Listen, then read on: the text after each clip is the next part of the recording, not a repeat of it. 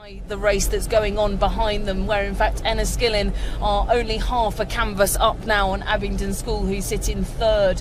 They've managed to push Bedford School back into fourth position. Again, the bow ball of Bedford School sits on the bowman of the Abingdon School crew. The other two crews on the far side of the lake nearest to you in the spectator tents, if you're listening to us from Latimer and King's Chester, they're about a length off this pack of top four crews being led by Royal Shrewsbury. But Royal Shrewsbury again lengthening out yet another seat up to 3/4 of a length over Enniskillen and in turn over Abingdon. But a really nice middle 1,000 metres coming here from the Royal Shrewsbury crew, Robin. And both crews, both the first two crews are setting a wonderful rhythm, very nicely stroked. Royal Shrewsbury by Gareth Ely and Enniskillen by Lewis Nixon. They're going very smoothly indeed, and it looks to me as though Enniskillen are coming back just that little bit. Now we're at 250 metres. Now's the time to really step it in if they're going to pull back at all. No, and I think actually, just as you say that, they've managed to claw back another seat. The bow ball sits on the sixth man now of the Royal Shrewsbury crew, and if they keep going at this pace, they'll be reeling them back in by the finish line. If they can get up to half a length by 500 metres to go, it's all to play for. This little move by Enniskillen has pushed them now far ahead of Abingdon School. It's at least half a length, if not more, that they've got over the schoolboy crew from Oxfordshire. But these three crews now set for the top three as Bedford School falling off the back into fourth. Abingdon still maintaining just about in contact. No, it's slipping back now from Royal Shrewsbury, a length and a bit, length and maybe a canvas behind. But Enniskillen are really fighting back at this moment. No, and we said if it was half a length at 500 metres to go, it was everything to play for, and that's the exact position that Enniskillen in lane number 4 have managed to put themselves in. They're half a length down now on Royal Shrewsbury School, who had almost a length at 500 metres gone in this race to the B final of the J15 8. And with every single stroke, Enniskillen get closer and closer. The bow ball now sits on the two-man of the Royal Shrewsbury crew. We've got almost 250 metres to go now, and if Enniskillen's got a real sprint in them, I think this could be their race to win. They're coming up to the Red Moys now. We know it's 250 metres, and we know the passion of the Irish who, when they really get themselves going. But Shrewsbury are not going to give up. They're raising their rate just that fraction, but Enniskillen are pushing their rate up very considerably. They've left all the other crews behind. Now there's clear water between the other crews, and indeed Abingdon are slipping back as King's Chester and Latimer come up on them. Ooh. It looks as though Bedford have just been dropped a little bit, but Royal Shrewsbury are just maintaining their lead. They're up at the two-man, maybe even the maybe we've got Enniskillen at the two-man. And what a race of two parts this really is. We've got two crews at the front battling for the win in this B final between Royal Shrewsbury and Enniskillen. And back in the pack now, it's actually Latimer Upper School coming for Abingdon for that third place position alongside Bedford and King's Chester. And we'll hand over to the tower. What an amazing race. We've got Shrewsbury crossing the line for the win, a canvas up on Enniskillen in this B final, then Abingdon, then Latimer. And then it's so close between Bedford and King's School Chester. I couldn't split them. I'll have to wait for the official results to confirm their positioning across the line. But Shrewsbury win this B final for the Founders Cup Junior Under 15 Championship 8. So the B final means they're contending places 7 through 12 in the rankings. So 7th place overall in the category for Junior Under 15 Championship 8, Shrewsbury. Great performance from them, but the next race on the course will be the A final for that same category for the Junior Under 15 Championship 8 for the Founders Cup. So it's a very big lineup we've got here. They're already underway, motoring their way down the course. So let me tell you who's taking part in this A final. This is going to be the first race where we see medals awarded here today. So podium positions to be had, metalware to be taken home. Very exciting stuff. It's of course the first A final of the afternoon, where we've got Windsor Boys School in lane 2, St Paul's in 3, Radley in 4, Norwich in 5, King's College School in 6, and Eton in lane 7. So let's see how they're shaping up. They're already well and truly motoring down the course, so we're going to get straight into the action with our commentators in the car. Let's find out how they're getting on.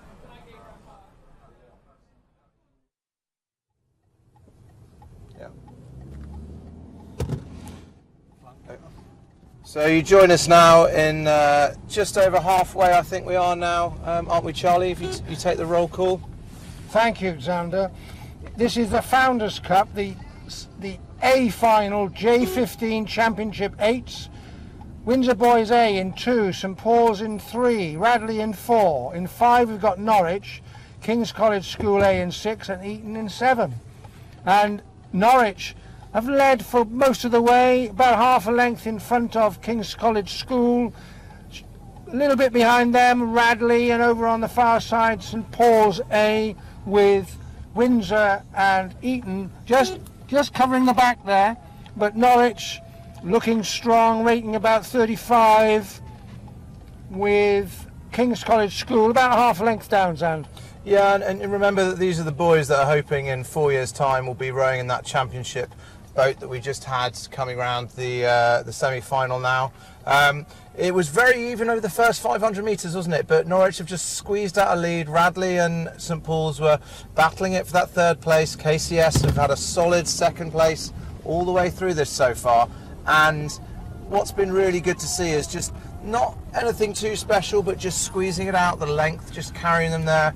I think they're very good on the catch here, Norwich, aren't they? They're very technical, Charlie, wouldn't you say? Yes, I would, and there's good pressure on the catch from all 8 boys. But of course, KCS not letting them get away with it. KCS rating about a pip higher here, having a good go at Norwich. Norwich responding a little there, but so do Radley. Radley not wanting to let them get left behind. I think the first 2 places, unless something drastic changes, is going to be relatively well set. But the real race here is for that third spot. Radley and St Paul's bashing the living daylights out of each other, stroke for stroke. One bow boy goes in front, then the other. It really is great. If you are from either of these 2 schools, this can be the difference between going home with a medal and that dreadful 4th place. As we say, Norwich continue to eke out their lead. KCS are trying to put something on. Do you think they've left it too late here, Charlie? Well, 250 to go. I think Norwich sensed the 250 mark, and then the stroke man just lifted his crew a bit, half, 3/4 of a pip, and now they're running for the line. KCS going with them. It's a great coup de grace. Here come Paul's, though. I think Paul's have started to edge in front of Radley. Look at that. Isn't that wonderful racing from them? Have Radley got anything left in their tank, do you think, Charlie? Well, they're trying, and they've just taken a couple of feet off St Paul's. 10 strokes to go. It really is stroke for stroke. I think gold and silver here is set. Who's getting that bronze? What a race as they go past the Radley tent. I hope they're getting a lot of support. What, 5 strokes, 6 strokes to go? Radley look like they've got to pass it over to the tower, though. So crossing the line there, what an amazing conclusion for Norwich School, winning this championship J15 8s race ahead of KCS and then Radley. That's your gold, silver, bronze. Radley moving up back through to take the bronze medal position away from St Paul's. So St Paul's put in a solid finishing sprint there. Not quite enough to cling on to the bronze medal position, but they do nonetheless get 4th ahead of Eton for 5th and Windsor Boys School for 6th place. Those are the first medals that we've seen awarded here, and that's the Founders Cup going to Norwich School Boat Club. An exciting conclusion for the first A final here today. The next race, of course, has already started. It's the B final for the quads coming down the course in just a few moments' time. You can see them already underway, in fact, getting past 500 metres. So let's find out how this race is progressing and hand you straight over to Camilla.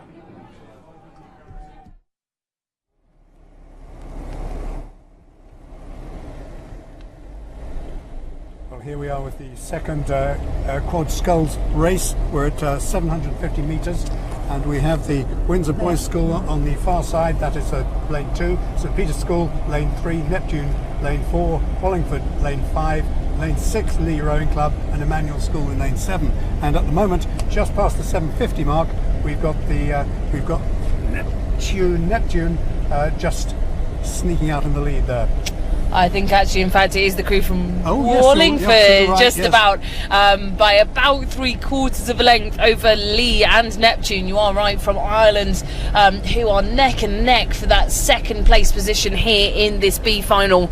Unfortunately, no medals to be awarded, just positions for these B finals. But nonetheless, all of these crews racing to the absolute maximum of their capacity. And Wallingford have had an absolutely blistering start, but Lee Rowing Club now in lane number 6 just starting to get their bow balls on terms with the bowman of the Wallingford crew. That's left them about a quarter of a length to catch up if they were to be leading this race, and in turn that's pushing Neptune back into 3rd ahead of the crew from St Peter's School. But Neptune certainly aren't giving up there. They've dug in and they're holding on in this middle 1,000 of the race. Beyond them, St Peter's School, just about a length down on Neptune. But Wallingford is still maintaining their lead. It looks as though there's a little bit of a push from Lee just at that moment. Yeah, I think Lee have been gradually pushing themselves up to the bow ball of Wallingford. It's been a gradual move from them since 750 metres gone, and now we're at 750 metres to go, and I think the turn of speed that's just happened there in the Lee crew has brought them right up, and in fact possibly even into the lead of this B final for the 2nd quadruple Sculls. These two crews now are going to have to see who's got it in them now, level pegging to get themselves over that finish line first. It is stern to stern, bow ball for bow ball at the front of the field, and unfortunately that's left Neptune now about 3/4 of a length back on these top 2 crews. But it's head now. It's so painful at this particular stage in the race. All you can do is do it on your head. Can you really dig in? Can you pull it right the way through? And it's still Lee in the lead just by half a canvas. And with every stroke, I think they are pulling a few more inches out. It has been such a well-paced, gradual move, very mature racing here from the Lee Rowing Club crew, to have come from 3/4 of a length down on Wallingford, 500 metres gone, 500 metres to go now. They've opened up to a quarter of a length lead over Wallingford in 2nd. Neptune now just up the rating ever so slightly. They've seen that 500 metre board and they know that they need to go. And in fact, they're eating into the boat length of Wallingford to even charge for 2nd and potentially come up to race with Lee for the lead. St Peter's a length down on Neptune, and the other 2 crews, Windsor Boys and Emmanuel, noble efforts, but they're well out of it at the moment. Lee's still in the lead. Gosh, look at this move here. If you are fortunate enough to be with us here on the banks, Neptune Rowing Club from Ireland in lane number 4 now, just charging towards the line. They've got themselves about half a canvas back now on Wallingford in 2nd and half a length down on Lee in the lead. These 3 crews are going to be really hurting now with just over 30 strokes to go. It's going to be Neptune just breaking through Wallingford Rowing Club. They've got about 20 strokes to do it, and I think they certainly are going to be in a position to challenge for 2nd, and I think Lee just giving themselves enough clear water to hang on to the lead. But look at this, the fight coming from Wallingford to hold on to 2nd is just not going to be enough, Robin. It's not going to be enough at all. No, the Irish have managed to come through, and I don't think there's going to be quite enough river for them to get up onto Neptune. Neptune looking around, absolutely desperate to hold on. And we'll hand you over to the tower for the final few strokes. Last few strokes to go then. Lee coming in to cross the line. They're going to take the win, but only by the skin of their teeth here. They've got a canvas as they cross the line ahead of Neptune, who pumped it up all the way to 38 strokes a minute for one of the best sprint finishes I've seen here today so far. They rode right through Wallingford. So that's your 1, 2, 3. Lee, Neptune, Wallingford in this B final for the Pulitzer Trophy for 2nd quads. 4th place then over on the far side, St Peter's School. 5th, Windsor Boys School, and then 6th place, Emmanuel. What an exciting sprint finish. Neptune Rowing Club there, led by Alex Gillick for one of the best sprint finishes of the day. Next race on the course then is the A final for the Pulitzer Trophy for 2nd quad. So we're going to jump straight into the action for that and find out how they're progressing. We can see this great view here. It looks as though Henley Rowing Club have made the best of the start. So we're going to jump straight over to get the latest from the course. And you join us in the final here of the Pulitzer Trophy for 2nd quads. So these are the chaps who didn't got the 2nd boat in the Senior Championship quads later on this afternoon. Lane 2 we have Clare's Court, Lane 3 we have Walton, Lane 4 we have Leander, Lane 5 Henley, Lane 6 Tideway Sculler School, and Lane 7 Gloucester Hartbury. We still have 5 out of these 6 boats in the race here, Charlie, don't we? Yes, I mean Henley have led most of the way, looking pretty tidy, sitting up all in together, very, very impressive. TSS, Tideway Scullers, really shoving hard, trying to keep in contention with them. Then Leander just gently moving. In fact, Leander have just raised their rate a little as they come up to 12.50 and are now closing down Henley. Up to 35. TSS have matched them there as well. Not being left out the back is Walton. Sadly, Gloucester just dropping off the pace, who are within a length of the leaders for pretty much the first half of the race. Now all these three, I think these are the ones that are going to have the medals here. Walton are going to have to do a lot, if you ask me, to get back. They've just about lost contact with Henley and Leander. They're just hanging on to TSS, but 2 lanes away. I think they might struggle to hold on to them there. Do you not think, Charlie? Yes, I think Walton recognised that they were being dropped and have done something about it, but they've shortened up a little bit, although still moving on up on TSS, but it's going to take a lot. On Henley as well, don't they? They're really coming through. They're dragging TSS with them and Walton. I mean, Henley needs to be careful here. After leading the race for 1,200 metres, 500 metres to go, they only lead by a canvas over Leander, who are in turn a canvas over Tideway Scullers, who are about 3/4 of a length up on Walton. This is going to be a grandstand finish, 4 boats within a length of each other, and there's only 3 medals to go round. What are you thinking, Charlie? Yes, I think that Henley, just looking a little bit ragged round the turn, shortened up a bit. I mean, what you don't want to do is to row short. Your boat speed won't increase with the same rate. But Leander now responding. They know they've got to do something to get that gold. Yeah, Tideway Scullers not being dropped at all. They're still there. Their bow ball's still on that stroke man of the Leander boat. Whoa. And I think that Leander, 250 metres to go, Leander have just taken the lead. They've just rowed through Henley. That boys just up the reach from the Henley Rowing Club. Have they got anything left? Have Henley gone too early? Do TSS have anything to hold off Walton? Here come Walton. What a race this is turning out to be. I think Leander are really putting the foot down there. I think maybe they've broken Henley, seeing them go from all behind you to not being able to see them at all, Charlie. That feeling, it's awful, isn't it? Have they got anything left? Well, it's half a length now, and Leander looking strong, Henley hanging on, Tideway Scullers realising there's a threat over on the far side from Walton. Yeah, Walton are coming. I think they may have left it too late. I think they're going to run out of real estate. Here come Leander crossing the line. Leander crossed the line. They take the win here in this A final for the Pulitzer Trophy for second quads. An amazing performance from them, moving through Henley in the closing stages. And then, of course, we have Tideway Sculler School take the bronze medal position. A very, very impressive performance from those 3 leading boats to take the metalware home. Walton 4th, Gloucester Hartpury 5th, and then Clares Court School taking 6th place, just coming to the last 2 or 3 strokes for them. An exciting conclusion for the A final for the Pulitzer Trophy for second quads. You can see the lineup there for Leander Club A: Tristan Grange, Stephen Hughes, Joseph Murphy, and Paul Hosselbath. Very, very impressive sprint finish. We're seeing a lot of good sprint finishes so far in these seconds quads events. Perhaps we'll see some really, really fast ones too in the championship quads events later on in competition. Lots to look forward to. Next race on the course though is the B final for the Junior Under 15 Girls 8s and Junior Under 15 Girls second 8s. So it's a big lineup here. We've got Trenton Boat Club in 2, Enniskillen Royal in 3, King's School Chester in 4, Lady Eleanor Hollies in 5, Latimer Upper School in 6, and Sir William Perkins School B in lane 7. You can see they've already started here, and it looks like a good start for Perkins. So we're going to find out how this race develops. As you can see, they're moving away from the start. We're going to hand you straight over to Camilla. Camilla, tell us how it goes.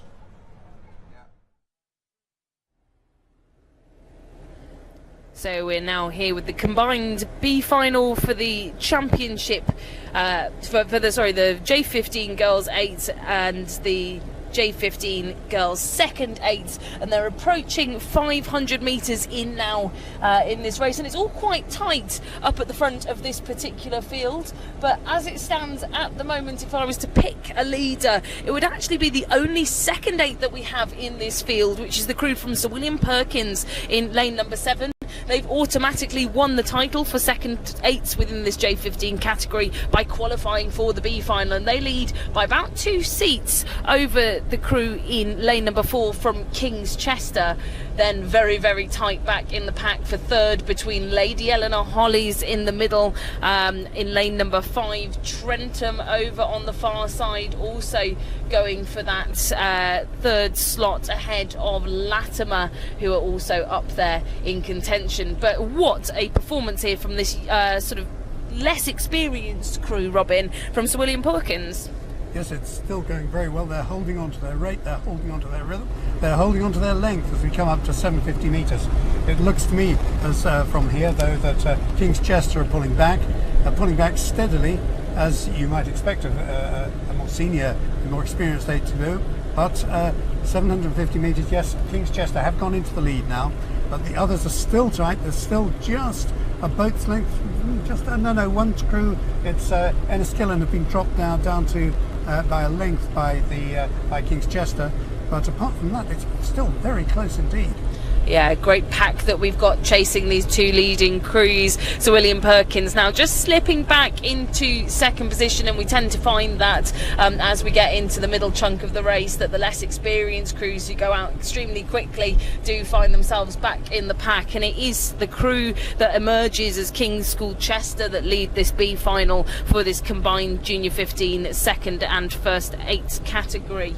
And this crew from ChG1x, I assume, being coached by Val Edwards, who I can see riding alongside us here on the coaches' bikes. She's done a fantastic job with lots of junior women's crews throughout the years in the northwest, and I can see her supporting her crew, who are now out to half a length ahead of the rest of this field, who continue to tighten up. And over on the far side, Trentham, who are closest to you in the supporters village over on the far side, are now starting to eat their way into Sir William Perkins in second position, and going with them is the school Latimer Upper School in lane number 6 that sit 2 seats down on Sir William Perkins, but still very tight. I don't think I could call by the end of this race who's going to finish up in second and third, Robin. I can't, I certainly agree with you there. It's Chester just now pulling themselves out. They've just got clear water over everybody, but Sir William Perkins still holding on. And we're coming up to 1250 metres, 750 to go, so everybody will start to crank themselves up. And even when it's looking back at Enniskillen, which were well down just a few strokes ago, a few metres ago, but they're pulling back again on Trentham and going up half a seat stroke. And I must say that I'm really impressed with this performance from the Sir William Perkins second 8 crew. They have managed to hold on, no matter what I'd said about them falling back into the pack, to that second place position, to this very classy crew from ChG1x, who are at least half a length of clear water out on the rest of this pack now. They have put their foot down and they want to win this B final in style, and I am indeed correct. It is Val Edwards up here coaching them, coaching this crew to this point in the B final, to get them into this wonderfully comfortable position with a lot of clear water between them and the ever ongoing race behind them. And Perkins still holding on. Next to them, Latimer putting on tons of pressure. They've pulled up into third position now and are inches away from the bow ball of Sir William Perkins, but Perkins not being flustered. They're continuing to sit in second place. Latimer throwing everything at them, and I think Trentham, who were up there in this contest, have now just dropped back about a quarter of a length now. But this is where the real race is for second and third, ladies and gentlemen. Have a look now, because this is bow ball for bow ball as we come into the final 300 metres of this race, Robin. Yeah, exactly that. ChG1x well clear, and they're going to win unless something disastrous happens. But there are 3 crews now in contention: Trentham, Latimer and William Perkins for the second spot and the third spot. It's a real race. Oh wow, I'm going to leave you to ride with ChG1x up at the lead of this field. I can't see that changing, but with every glance that I take towards this lake, it is exchanging blows between Perkins and Latimer, and every time it's a different leader with every single stroke. I look again and it's now Latimer back into the lead. A moment ago it was Perkins. Perkins. It really is everything to play for, and it's going to be who can have the sprint. I can see the Go Latimer sign on the far side of the course. They've got the support here, and they've inched out to half a canvas now over Perkins, who sat in second place the whole way down this course. They won't want to let all of that effort go to waste, and Latimer now really starting to crank up for the final few strokes, and I think the sprint's just with Latimer at this point in time. They've managed to put themselves now a canvas up on the crew from Perkins. Perkins just went too early, and it's going to be the final few strokes now into the line with the tower. Such an exciting race here. We're going to see crossing the line here to take the win ahead of Latimer and Sir William Perkins, King's School Chester gold medalists. Or well, they take the win in this B final for the Junior Under 15 Girls 8 and Seconds 8. They take the win in the B final ahead of Latimer, who put in such a solid sprint finish, holding at 35 strokes a minute compared to Sir William Perkins up at 37. So going for that greater length clearly paid off, taking them through all the way to the win. Such an impressive performance there from Latimer Upper School, moving through Sir William Perkins.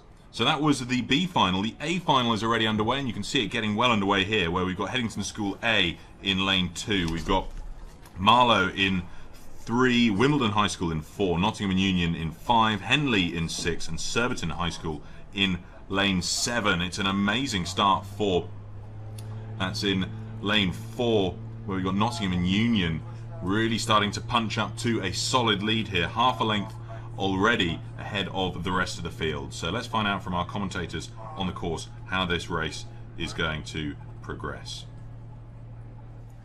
Alright. So we're just going over the hole in the wall here, our fancy little bridge just before the halfway mark, and we have some very partisan support in the driving seat of this car. As Surbiton lane 7 is our man Ken's club, and they are at the moment holding on to a bronze medal position, which is great. Half the race still to go, however. Out front though, and have been since the beginning, is Notts and Union.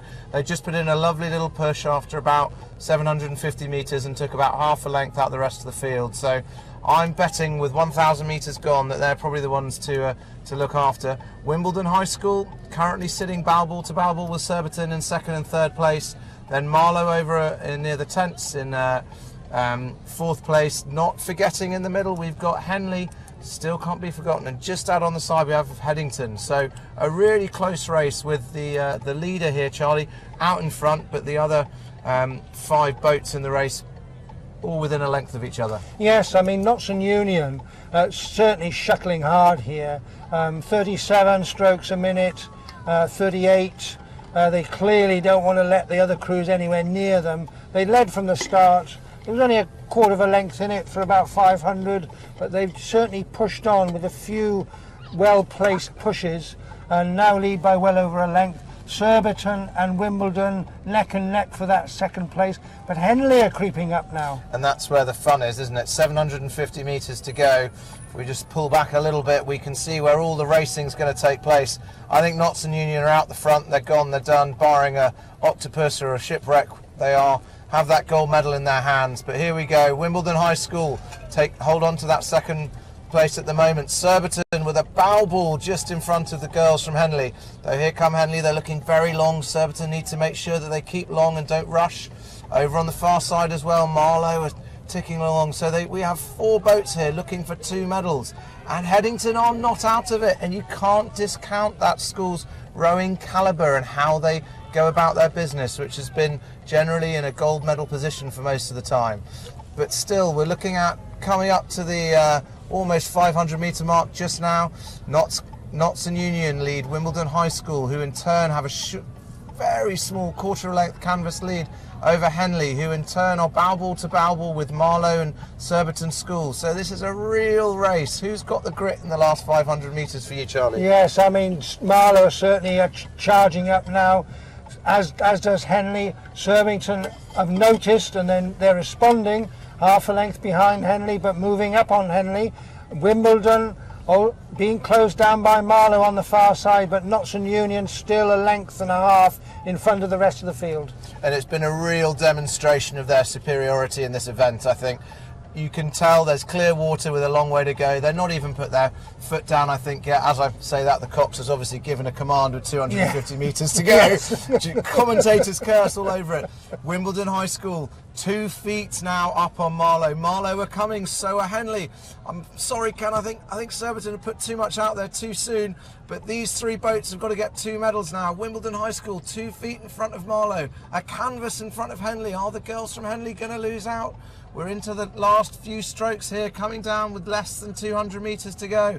Notts and Union still really strong out front. And I think, to be honest, to do this one justice, Pete, you're going to have to call this. The Wimbledon High School lead Marlow, lead Henley. It's such a good one, this, Sander. Nottingham and Union leading by such a vast margin, 37 strokes a minute, but the real movers and shakers out there, Marlow up to 39 strokes a minute, desperately trying to claw their way past Wimbledon High School. It's going to come down to the wire. There's a foot in it as we come to the last 30 metres. Nottingham and Union take the gold medal here today. Wimbledon cling on to silver. What it turns out to be a canvas up on Marlow across the line, who take bronze. Henley just miss out by a matter of feet, placing themselves in 4th. We've then got in 5th place Surbiton High School, and in 6th Headington. That's how I saw those last 2 places across the line. But an amazing sprint finish from Marlow. Not quite enough to move up through Wimbledon High School. So Nottingham Union take the gold, Wimbledon silver, Marlow bronze. A great conclusion to that A final for the junior under 15 girls 8s and second 8s. Next race on the course then is the B final for the J16 4s. So we've got a solid lineup here. Another 6-boat lineup where we've got Dulwich College in 2, the American School in 3, King's School Chester in 4, Kingston Rowing Club in 5, Norwich School in 6, and Greater Marlow School in 7. So let's find out how this race is progressing. You can see they're just going through 750 metres now, and Kingston Rowing Club out in the lead. The J16 Coxed 4s, and we're riding with Kingston Rowing Club, who we're saying have had a fantastic start to their regatta here at the National Schools. We've always commented on how well their girls Junior 16 Coxed 4s do, and here are their boys leading out this B final by 3/4 of a length over King's School Chester. King's School Chester at the moment fending off Norwich School, again another school that have had a really good start to the weekend.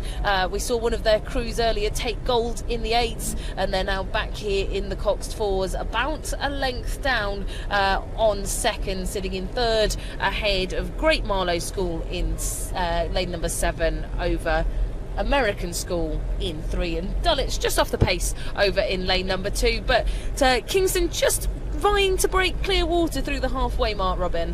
Yeah, I agree. They're striding very smoothly, and they're King's Chester driving on at this particular point. We're coming up to 1250 metres, and it'll be interesting to see whether Kingston get out of this particular rhythm and can snap themselves into a greater rate and just pull out again, because certainly King's Chester are pulling back steadily as we approach the 250 metre mark. Everybody else is dropped really. There's pretty much clear water between the first 2 crews. In 3rd place at the moment we have Norwich, and then 4th we have Great Marlow, followed by American School and Dulwich, as you say, well off the pace. But Kingston are still holding the lead by about half a length as we pass along through the 1250 metre mark. 750 to go, so everything begins to crank up. They begin to think, well, it's got to be coming soon.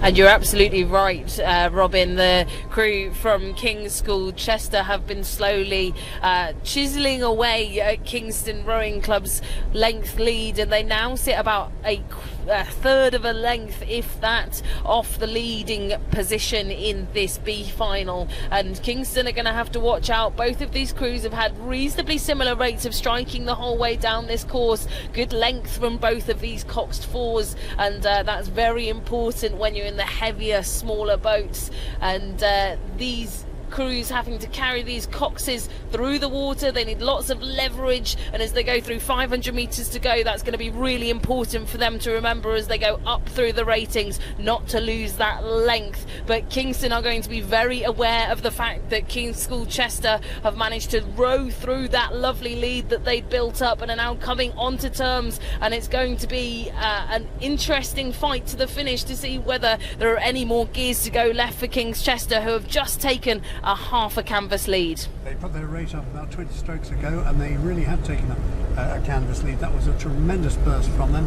It must have taken a lot out of them, but they can see, well, if they could turn around and see, they'd see the red boys coming. I expect their cox has said, keep it going. They're up to half a length in the lead now, and Kingston have to turn on the heat. They have to raise their rate, keep their length, and see if they can lift it back. So they've got half a length now, King's School Chester, but have they gone too early? Have Kingston left their gears to wind up until the end? And I don't think that's the case. If anything, I think Kingston are fading away ever so slightly. It's now 3/4 of a length to the King's School Chester crew in this lead for the B final for the J16 Coxed Fours. Kingston moving back into second position, and off in third by clear water is Norwich School, who've been rowing in a little bit of a vacuum ahead of Great Marlow School in fourth, a length behind them. But that fantastic race through the middle of the course just has been blown apart by King's School Chester's brilliant pacing. They just chose to take the rate up at the right time. They've now broken clear water. They're well over a length up as we come into the line. Yeah, it's an amazing race from King's School Chester. Barney Easter in the stroke seat there, timed it to perfection, winding up to a really powerful sprint finish towards the end. A length and a bit up over Kingston Grammar School, Kingston Rowing Club across the line. Third place then, we've got Norwich School ahead of Greater Marlow for fourth. And then over on the far side, the American School coming in for fifth place ahead of Dulwich College, just coming up for sixth place now. So an amazing sprint finish, and really amazing second 1,000 for King's School Chester. I think that Barney Easter in the stroke seat there just paced it so perfectly well, really knew when they were going to be needing to pull something out of the hat, and that's exactly what they did. But coming to cross the line here, round of applause folks for Dulwich College. Next race on the course then is the A final for the J16 Fours. Latimer Upper School A in lane 2, St Michael's Rowing Club in 3, Walton A in 4, Reading Bluecoat A in 5, Twickenham Rowing Club A in 6, and Kingston Grammar School in lane 7. So we can see that they're already well underway here. The field's starting to spread out, so we can jump straight to the action and find out how this race is progressing. Reasonably well composed. Yeah, Charlie, I think you're right for this. The final of the Arundel Cup, the A final, J16 Coxed Fours. You're right, they're very well composed. You were just saying that from the beginning, Reading Bluecoat School have been out in front. St Michael's College from Ireland have been in second place, and we mentioned that Walton looked long, strong, and a bit dangerous. And I think that's coming to fruition now, isn't it? Yes, certainly Walton looked. About 500 metres ago, they were a good length down on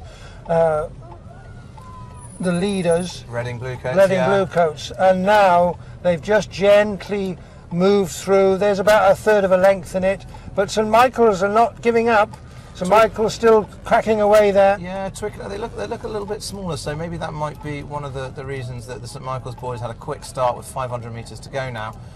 Still maintaining that bronze medal. Twickenham over here in lane number 6 have never been out the fight. They are half a length down on St Michael's. It's where they've been pretty much all the way through the race.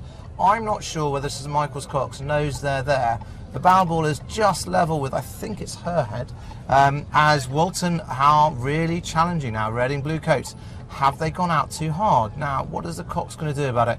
But here come Walton. They look very strong and controlled. The rate has just snapped up as we approach 250 metres to go. It has. They did a move there, and they're sitting up long and strong. Reading Bluecoats are going to have to respond, or they'll get left behind. Canvas now. Canvas lead for Walton. Looking at who's on this side. Yeah, this is Twickenham. Twickenham are coming through on St Michael's. The stroke, the bow in the St Michael's boat is noticed. Said a word with the Cox. Cox has just had a glance over. Maybe they're going to respond. So, but can St Michael's claw back on Reading? Have Reading given too much away to try and keep hold of Walton? Are they going to get drawn in by both St Michael's and Twickenham? Twickenham have a shot at a medal here. This is going to be a fantastic little finish. 10 strokes to go, a length up now, Walton on the rest of the field, and the 3 going for 2 medals. Yeah, Pete, got to call it for us again. It's going to be such a tight one, this, coming into the last 50 or so metres. How are we going to split this? It's still Walton leading the way ahead of Reading Bluecoat. Twickenham so close ahead of St Michael's. It's going to come down to the wire, but taking the gold, Walton ahead of Reading Bluecoat for silver, and then just pipping for 3rd place. Twickenham take the bronze medal ahead of St Michael's Rowing Club Ireland, coming in for 5th place on the near side, Kingston Grammar School, and then 6th place Latimer Upper. So more medals won in very tight racing here at the 2019 National Schools Regatta. Impressive race, that one, and we're going to move on promptly because they're coming through thick and fast here on day 2 of racing, because the next race, the B final for the J15 Girls Second 8s, is underway. We've got the J15 Boys Second 8s, I beg your pardon, Abingdon School in 2, Latimer Upper in 3, Bedford School in 4, Hampton School in 5, King's School Chester 6, and St George's College in lane 7. So they're already motoring their way down the course, already coming up past 500 metres. So let's jump straight into find out how this one's going with Camilla.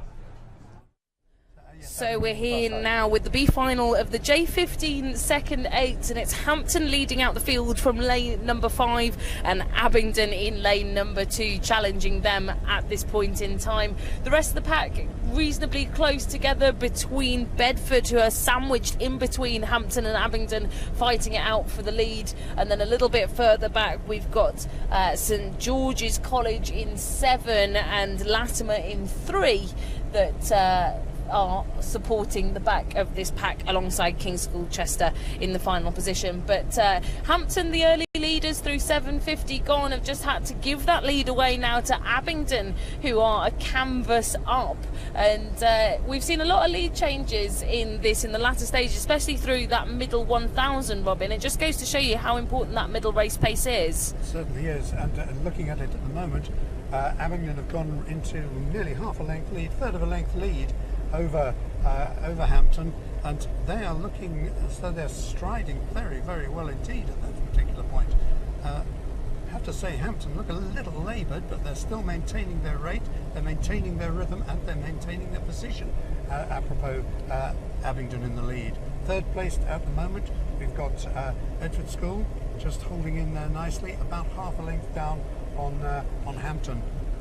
I think, if anything, actually, I'm impressed with the pacing of Bedford through this middle kilometre. We've just gone through 1,000 metre marker there, and they're about half a length back on Abingdon and Hampton. Hampton still throwing everything that they've got towards trying to get back on terms with Abingdon, but as you say, Robin, maybe looking a little bit laboured at this point in time. Abingdon just looking that bit more relaxed and lengthy into the catch. But Bedford have had a wonderful rhythm from 500 metres gone. They've settled well, and they are now sat on the 4-man of the Hampton School crew, sat in 2nd position, and are moving. Just as I say that, they've moved up to the 3-man, so with every single stroke they're gaining water, and I think could put themselves into the pack for the sprint finish. So we've got 750 metres to go now, and Abingdon still lead by half a canvas, if that, but Hampton now, I think they've just realised they need to go, Robin. I agree with you, they've cranked the rate up quite considerably. Those 3 schools,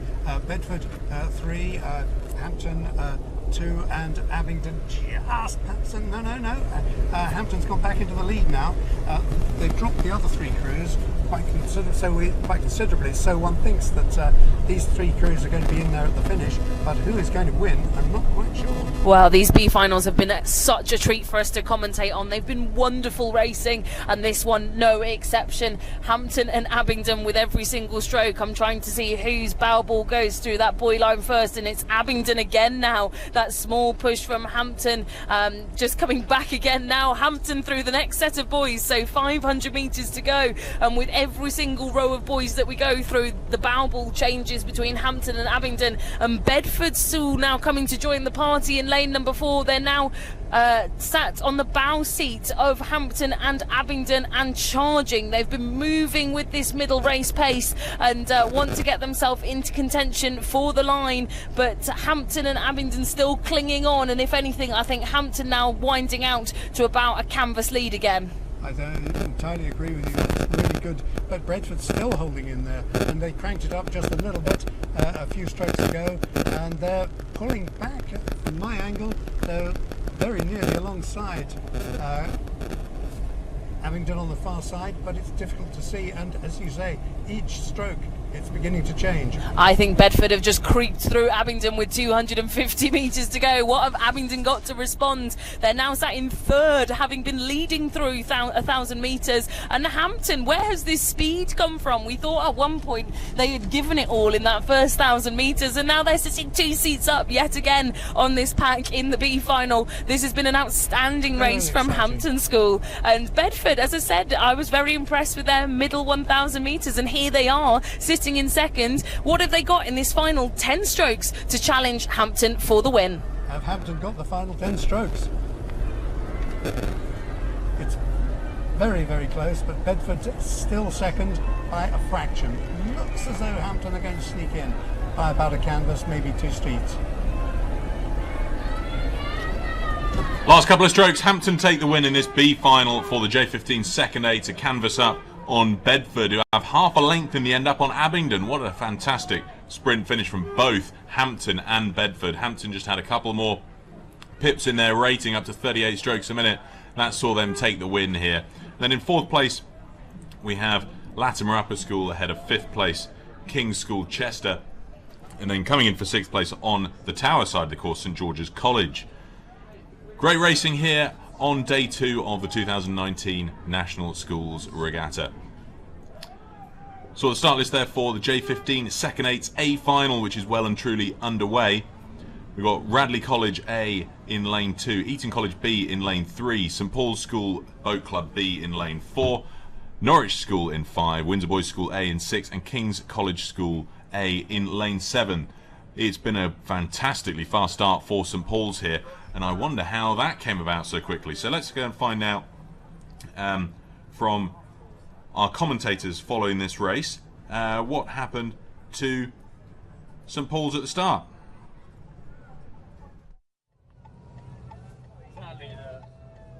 Just turn his bike into the side of the car.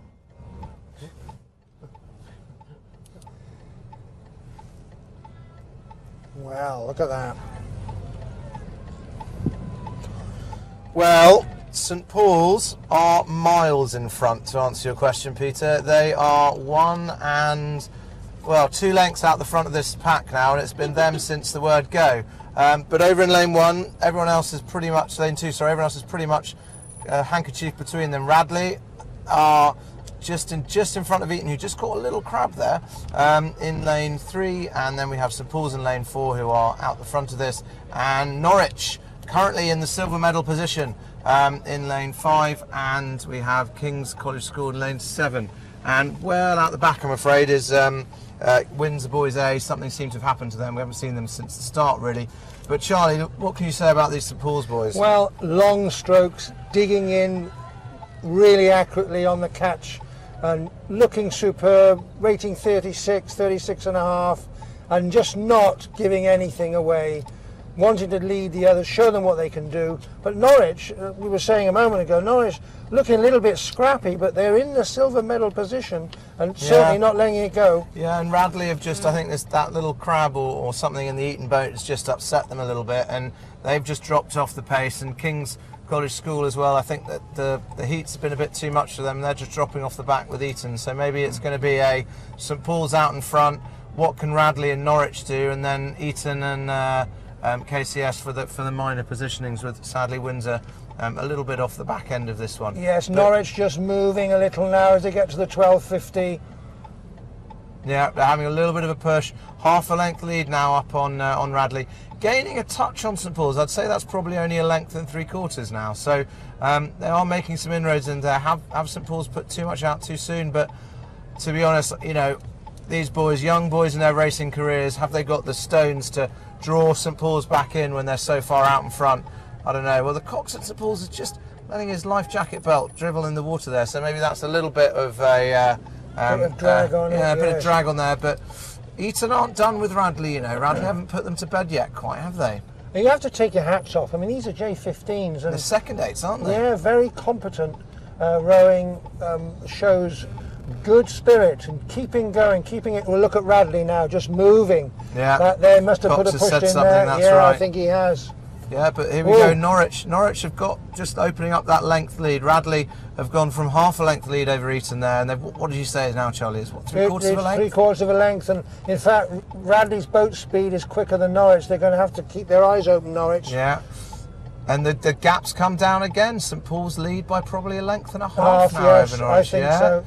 I think they might run out of water though, Norwich, to put this down. They let St Paul's get away from them a bit too much, but the two coaches here having a chat about how their boys are doing. But over on the far side, Radley coming up on Norwich, aren't they, Charlie? They are. It's only a length in it now. St Paul still continue that thunderous stride, long strokes, looking really strong. Really high tempo, aren't they? Yes, 37, 10 strokes to go, maybe a bit more. 15, yeah. Yeah, a bit but more. Norwich are sitting up there looking very tidy. A couple of real big boys in that engine room.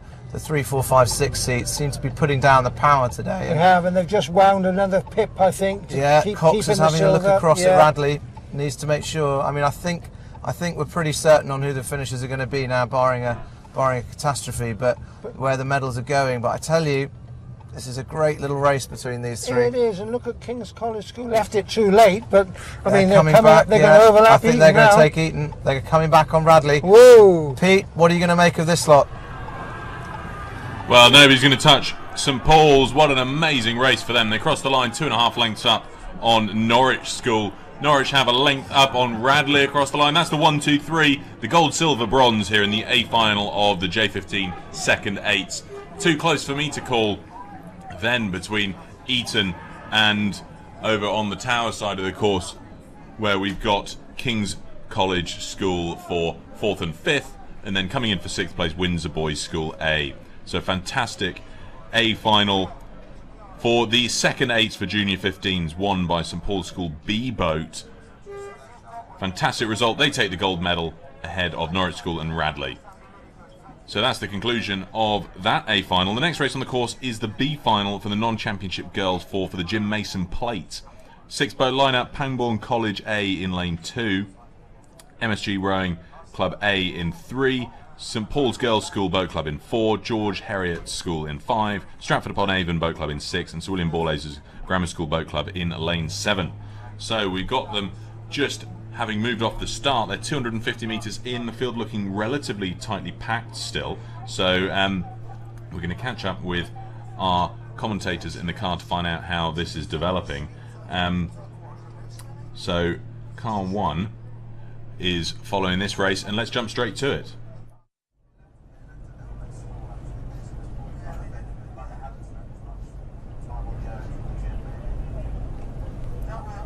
You're absolutely right, Pete. It is very tight here in this first 500 metres of the B final of the non-championship girls Cox Fours. And if I was to put my money on anyone at the moment, well, I'm Stratford upon Avon girl myself, so I would love to say Stratford, who are out in the lead at the moment. They had a really strong start, but it is Sir William Borlase actually in lane number 7 who have settled into a little bit of a faster cruising speed through 500 metres to go, and they're just poking their bow ball through that 500 metre timing marker first. A bit further back we've got the crew from Edinburgh, George Heriot School in 3rd, but all very, very tight still, because if we look across the lake, they are fighting it out along with Monmouth School for Girls and Pangbourne College over on the far side, and only half a length down from them we've got St Paul's as well in the mix. But 3/4 of a length now for these two leading crews between Borlase and Stratford upon Avon Boat Club. And I was speaking to these Stratford girls earlier, and they were really disappointed to miss out on the A final. And you were just saying, Robin, a lovely rhythm from that crew actually. And they still maintain their rhythm. There's just been a big bit of a push from Sir William Borlase, and that's taken them up to a canvas, possibly even a third of a length out. But it looks to me as though Stratford on Avon is just maintaining their cool within themselves, digging in at the 750 metre mark and keeping it moving along very, very nicely indeed. Over on the far side, it looks as though Pangbourne College have put in a little bit of a burst, and they're up now to the 3rd position, but they're half a length down on Stratford, who are a third of the length down on Sir William Borlase's. And it's remained tight coming into into the middle part of this race, coming up to 1,000 metres gone. Not much change in that last 250 metres. It's still Borlase who are pretty much running at the same speed as Stratford-upon-Avon in lane number 6. Both of these crews settling into a really nice rhythm. I think if anyone's made any moves, it is Pangbourne College, as you say, Robin, over in lane number 2, who are crawling onto terms with Stratford, and it will be really difficult for them being on opposite sides of the lake to these two leading crews, but they'll have the clocks to let them know where they are in relation to Borlase and Stratford over on the far side of the lake. But as we come through 1,000 metres, it remains to be Borlase by a quarter of a length ahead of Stratford-upon-Avon, in turn ahead of Pangbourne. And of course MSG in lane number 3 are pushing Pangbourne at the moment. And actually I'd argue Heriots as well there, Robin, too. Well, I was just going to get coming across to them. They're pushing very hard indeed. It's very tight between all the crews. There's not more than a length and a half between all the crews in this race. It's going to be very close coming into the sprinting stages, and I don't think any of these crews really executed their sprint in the semi-final as much as they possibly could have done. They've kept their cards close to their chest, and will have to wait and see what the Coxes call for. 750 metres, a very, very early place to start the sprint, but if you're in a position like Stratford or Pangbourne with only a quarter of a length to catch up, it's entirely possible they might start to wind the rate early. So as we go through, 750 metres to go, Borlase still holding at a quarter of a length, Stratford not letting them go. They've got them within their grasps. Pangbourne doing extremely well, who are over at least separated by 3 lanes from this race to be in third position at the moment. And then I think Heriots and Monmouth School for Girls really tussling for 4th. Sir William Borlase is keeping the rate up. They've been overrating Pangbourne Stratford quite considerably. Stratford pulling back steadily, and it remains to be seen how much they can actually push in this final sprint.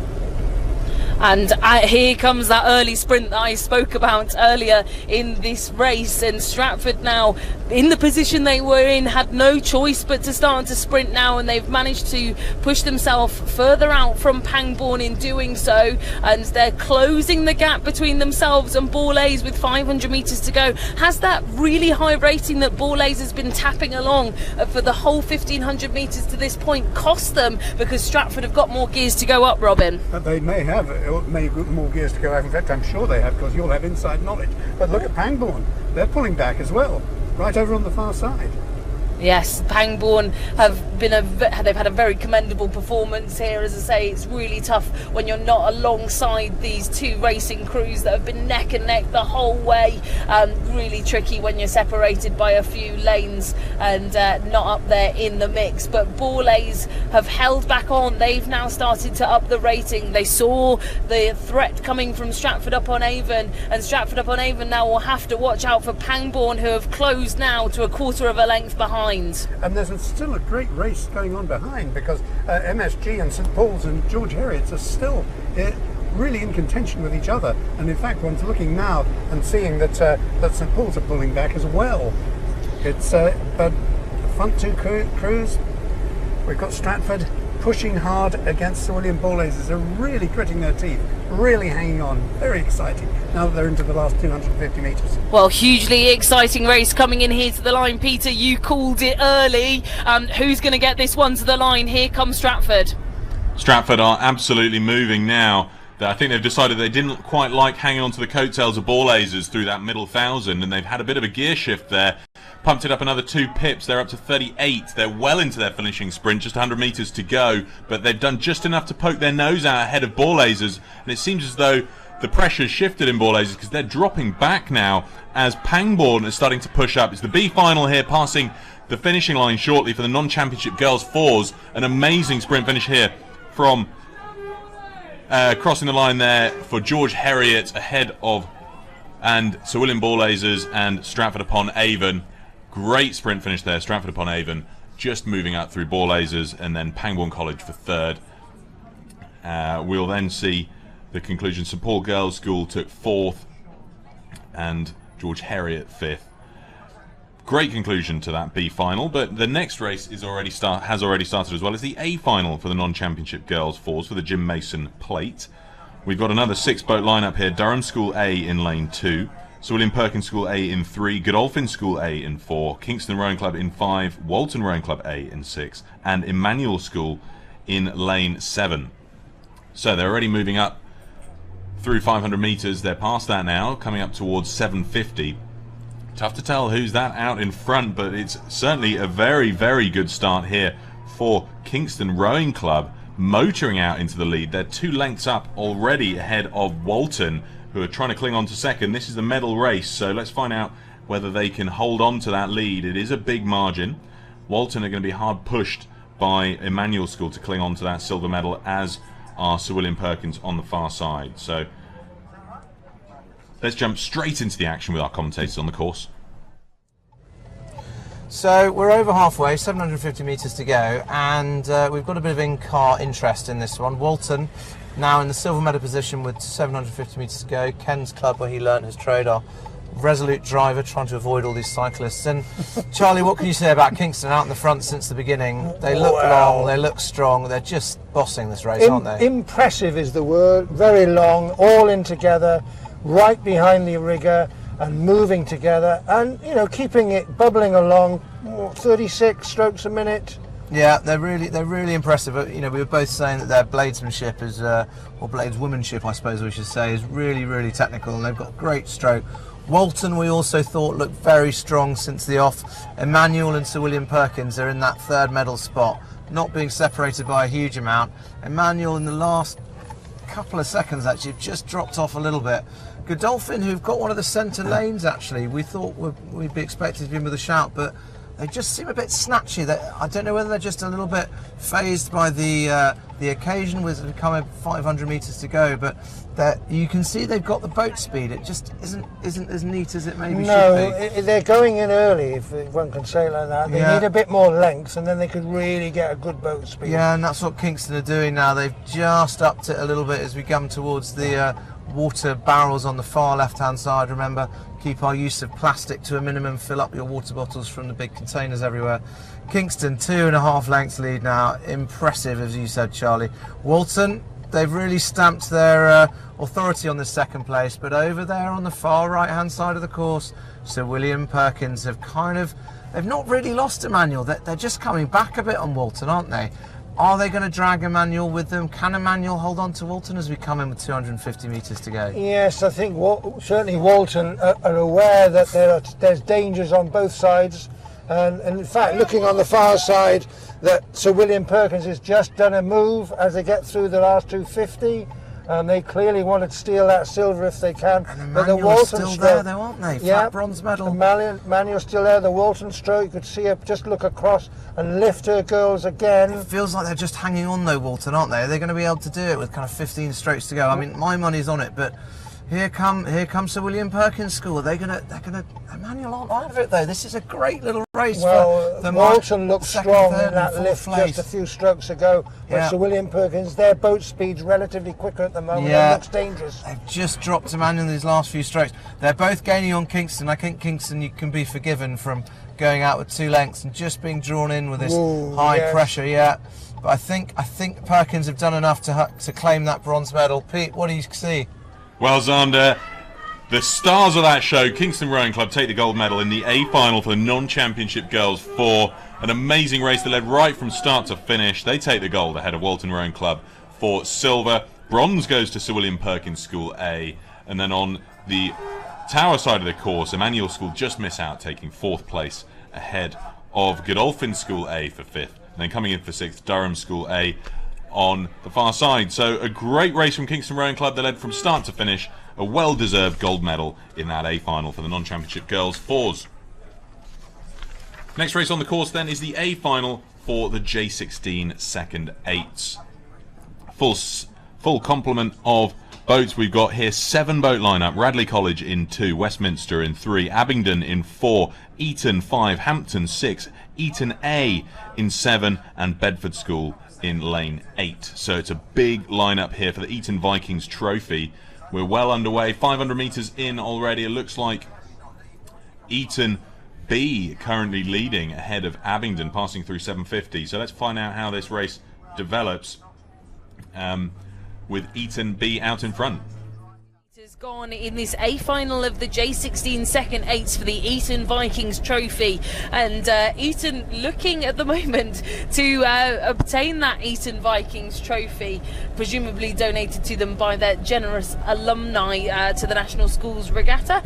It's half a length to them over Abingdon School in lane number 4. These two crews have managed to put Clearwater between themselves and Hampton in lane 6, currently holding third, half a length over Bedford School and Eton A, along with Westminster in lane number 3. But with every single stroke, Eton B in lane number 5 are flying as we go through 1,000 metres. They're now at 3/4 of a length over Abingdon School, Robin. Exactly that. And we're watching the rest of the other 4 or 5 crews being dropped by by Abingdon and by Eton. And Eton B sitting there very, very comfortably, very controlled, lovely rhythm. Abingdon driving on, bit of a lift here, perhaps going up a seat or 2 every few strokes, but they're not really making any headway against Eton, who've got their eye on them. Rowing looks to me as though they're well within themselves. No, I would completely agree. With 750 metres to go, very relaxed here from the Eton College B crew ahead of Abingdon in silver medal position. Hampton look fairly comfortable for the bronze. They're a length up on the battle for 4th between Westminster, Eton A and Bedford School, who sit in a 3-way tie in the non-medal positions. But Eton College B, this has been an emphatic performance for them, and as we come through the boat tents now, there'll be plenty of support. I'd seen the Abingdon School tent earlier on today, and we're about 100 metres out from the wall of support that they'll be getting to try and rear on this Junior 16 crew up into the medals. But it seems pretty set. If anything, Eton B still whiling away the metres. They're now just with overlap with 500 metres to go. Can they shake off Abingdon to get a Clearwater win in this Junior 16 second 8 event? Well, I think it's very kind of you to say they're whiling away the metres. I bet it's really hurting out there. But Hampton are pulling back now. They've got a little bit of an overlap against Abingdon. So there are these 3 crews which are well within camera shot. But Eton are still controlled. They're 3/4 of a length up, and they're holding their rate, they're holding their rhythm, thinking there's a little bit of a push just coming in there, thinking that Abingdon may be lifting it as well. But Eton seem to me that they have control. And there's no mistaking the Abingdon School support on the far side of the river. I can see the pink and white, and they'll be delighted to see that Abingdon School currently in a medal position in this Junior 16 second 8 event, clinging on to overlap with Eton College B in lane number 5. Eton have just been glorious to watch in these in this race. Eton now going for their sprint. I can see their cops just looking over the shoulder. They really will be pushing for that Clearwater win. Abingdon not allowing them to have it. If anything, Hampton now charging down for overlap over Abingdon. I think we are going to end with a 1-2-3, all with overlap, but still reasonably comfortable as we come in towards the tower in this final of the Junior 16 second 8s. Well, it's like a perfect chevron formation coming to the last 50 metres, led by Eton College B out in front, 3/4 of a length up on Abingdon, who have a 3/4 of a length up on Hampton. That's the 1-2-3. They take gold for Eton College B, silver Abingdon, and bronze goes to Hampton School here in this A final for the J16 second 8. 4th place then Westminster, a length up on 5th place Eton College A. 6th place is Radley College, just coming to cross the line, half a length up on Bedford School. So an impressive performance from Eton College B boat, winning this A final for the J16 second 8 for the Eton Vikings trophy.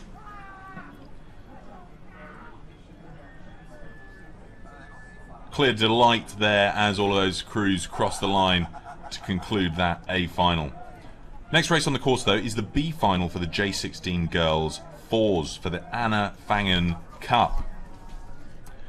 We've got a 6-boat lineup. Monkton Coombs School in lane 2. Maidstone Invicta in 3, Moncton School for Girls Rowing Club B in lane 4, Putney High School in 5, Lady Eleanor Hollies in 6, and Molesey Boat Club in lane 7. They've only just gotten started, so let's find out the story of that start and how they established themselves into this race.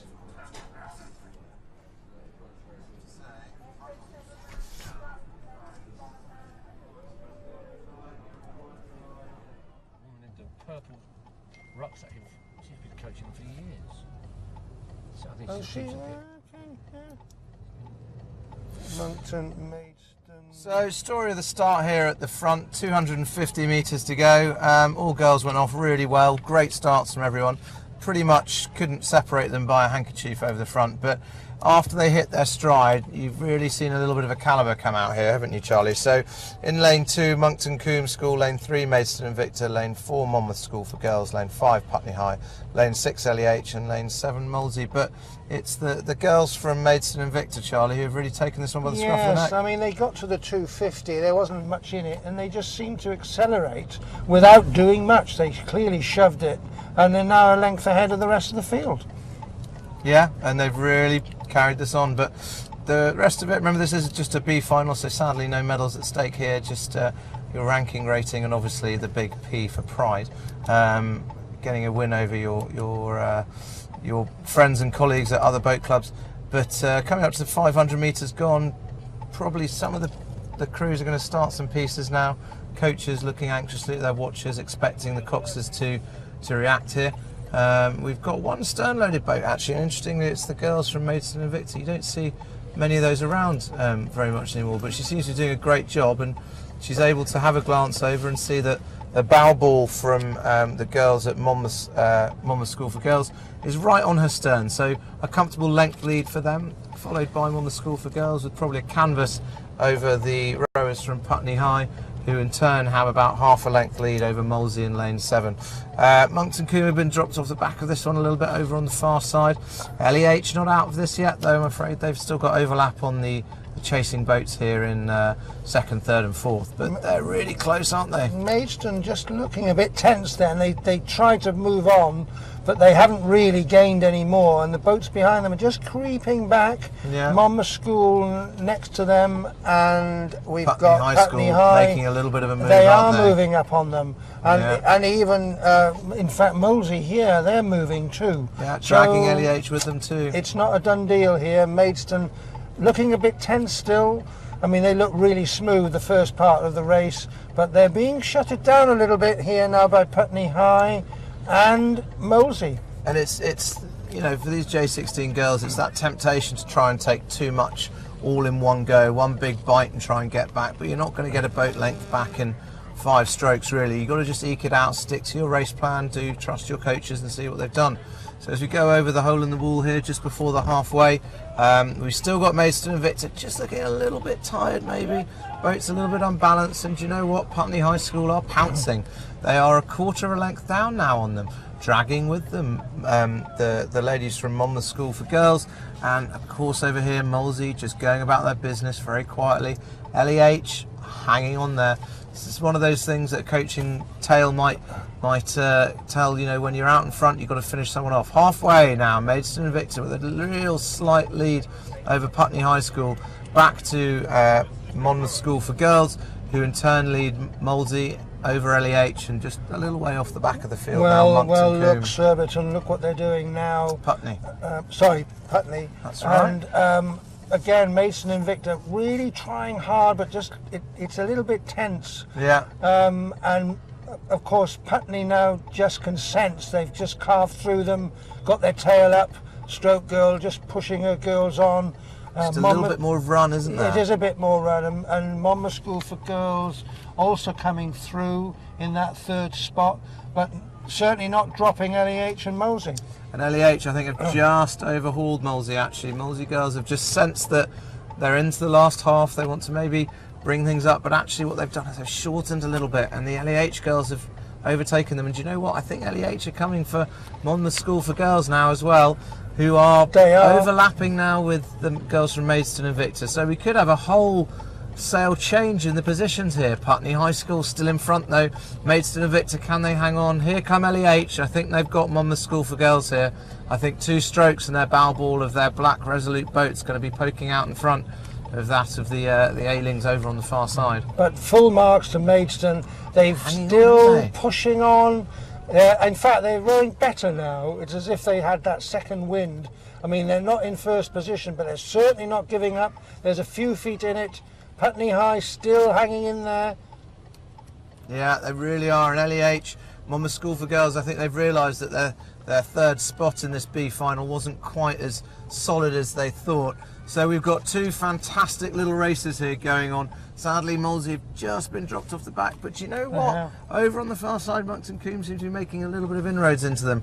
So stroke for stroke now, Lady Eleanor Hollis School and Monmouth School for Girls. The rowers from Putney High School, half a length now on Maidstone. Now, can these 2, Monmouth School for Girls and LEH, overhaul the early leaders Maidstone? Have they got enough left as we go past the ice cream van? We should go down a treat now, actually. It's about that time in the afternoon.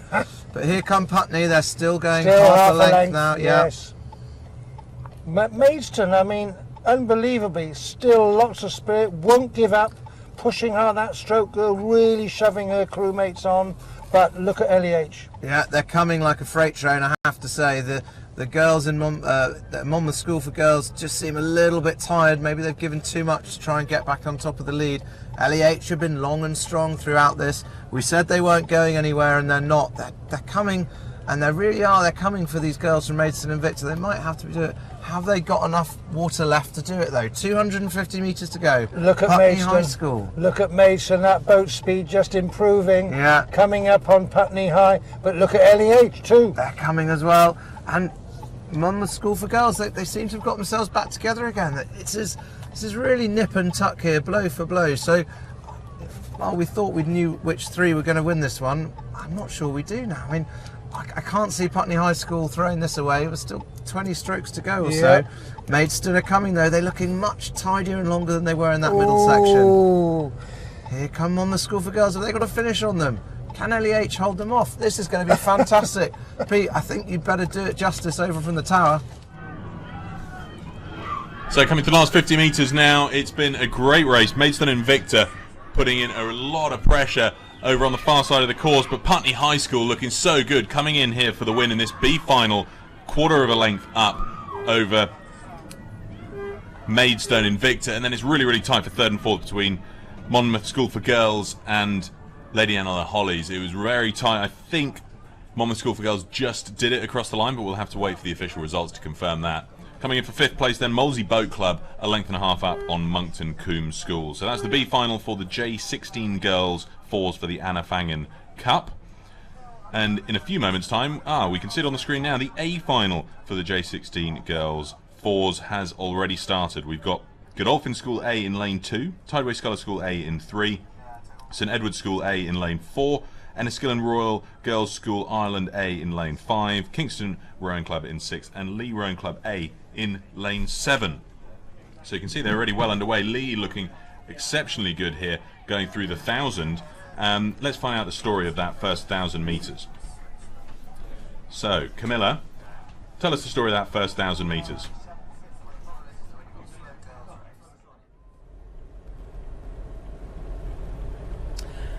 The first 1,000 metres in this race for the A final of the Junior 16 Girls Coxed 4s has been really great. We've had a fantastic start from the crew from Lee Rowing Club in lane number 7, who went out really hard alongside St Edward's School, but now coming through in the 500 metres that we've just been through up until the 1,000, it's the crew from Enniskillen in lane number 5 from Ireland who are pulling up alongside Lee Rowing Club. We saw Teddy's execute a brilliant sprint to come from behind and put them through to qualify for this A final, so don't expect them to be out of it just yet. They sit in 3rd, 3/4 of a length now behind Enniskillen and Lee. And Kingston Rowing Club, winners of this event last year, still up there in 4th, in contention for a medal, but they've got about half a length to claw back to put themselves into the bronze medal, Robin. And Tideway Scullers are half a length down on Kingston, and a length behind them Godolphin, probably out of it at the moment unless they they can do something absolutely spectacular. But Enniskillen have pulled their way through. They're half a length up on Lee now. They're rowing with considerable length and power and a lovely rhythm. But there's a wonderful rhythm from St Edwards on the in lane 3 and lane 4, and we have also Lee holding on brilliantly, and one looks at them and thinks they've probably got a lot in reserve there. No, I think you're right, although I can see now this is exactly the point in the race where St Edwards made their move last time to put them into the lead, to get them across the line first in the semi-final, and they're doing it again here. They're coming now to barrel ball with Lee Rowing Club. They've got a few more strokes to go before they're up level, but this crew from Enniskillen has had just the most phenomenal last 750 metres. They're now 3/4 of a length up, going through 500 metres to go for the Anna Fagan Cup in this Junior 16 Girls Coxed 4 event, and going for clear water now. Their stern's just broken clear of Lee Rowing Club, who sit in the silver medal position. St Edwards still moving, they're still executing that really strong comeback that we saw previously, and Kingston are by no means out of it. They are only 1/4 of a length off the crew from St Edwards School, and as we know, a really good pedigree in this Junior 16 Coxed 4s event. St Edwards put in a real sprint now. They're not making much impression on Lee, who are doing exactly the same thing, but Enniskillen, they're looking confident and competent, and they're stroking it along very, very smoothly, sitting there with clear water over all the other boats. Kingston dropping back a bit now, and Lee have held on, and it does seem to me, just looking at the way they've gritted their teeth, that they're going to hold on now and pinch St Edwards, but you never know. St Edwards now putting in another sprint coming back. So with 1750 metres gone, 250 to go, coming into the Red Bulls, and that's it. St Edwards going up. The coach, you probably see him on the film there, waving to them, encouraging them to get going. That's Tristan Mayglothin of St Edwards Oxford there, telling his girls to up the rate, and they are so close to a silver medal, and they've maybe got about 15 strokes to make it happen. Lee Rowing Club hanging on by the skin of their teeth, and there they go. They've broken through into the silver medal position, and Enniskillen too far now gone. They are going to secure the gold medal in this Junior 16 Girls Coxed 4 event, but Lee Rowing Club will have to do something pretty spectacular to get themselves back into that silver medal position. And over to you in the tower. Well, as you can see, coming across the line, Lee have just scraped. My goodness me, that's really close, really close. We'll have to wait for the official verdict on that one. But crossing the line first.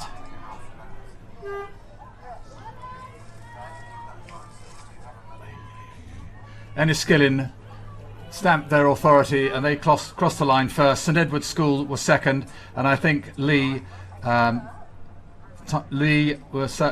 in third place, just ahead of Kingston Rowing Club, with Tideway Scullers in fifth, and Godolphin and Latimer School Boat Club A in sixth place.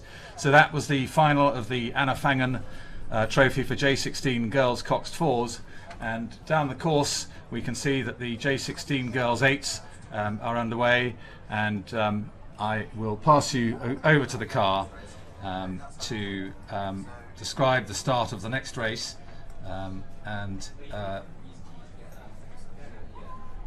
So J16 Girls 8s, over to the car. Yeah, it's not a third. Bedford's got the canvas, haven't they? Yeah. Canvas over Chester, and turn a half a length over St Paul's, and turn. Do the millennials know what canvas means? It's 4 feet. Thank you very much. I think we can now tell you the car takeover. Steve, we are on indeed, Charlie. The Steve Gunn Bowl. So this is a B final. So we've got both first and second 8s, and we have 2 second 8s in this one, and they will get some medals because they're fighting it out for their portion of the race. But in lane 2 we have King's Chester second 8, one to keep an eye on.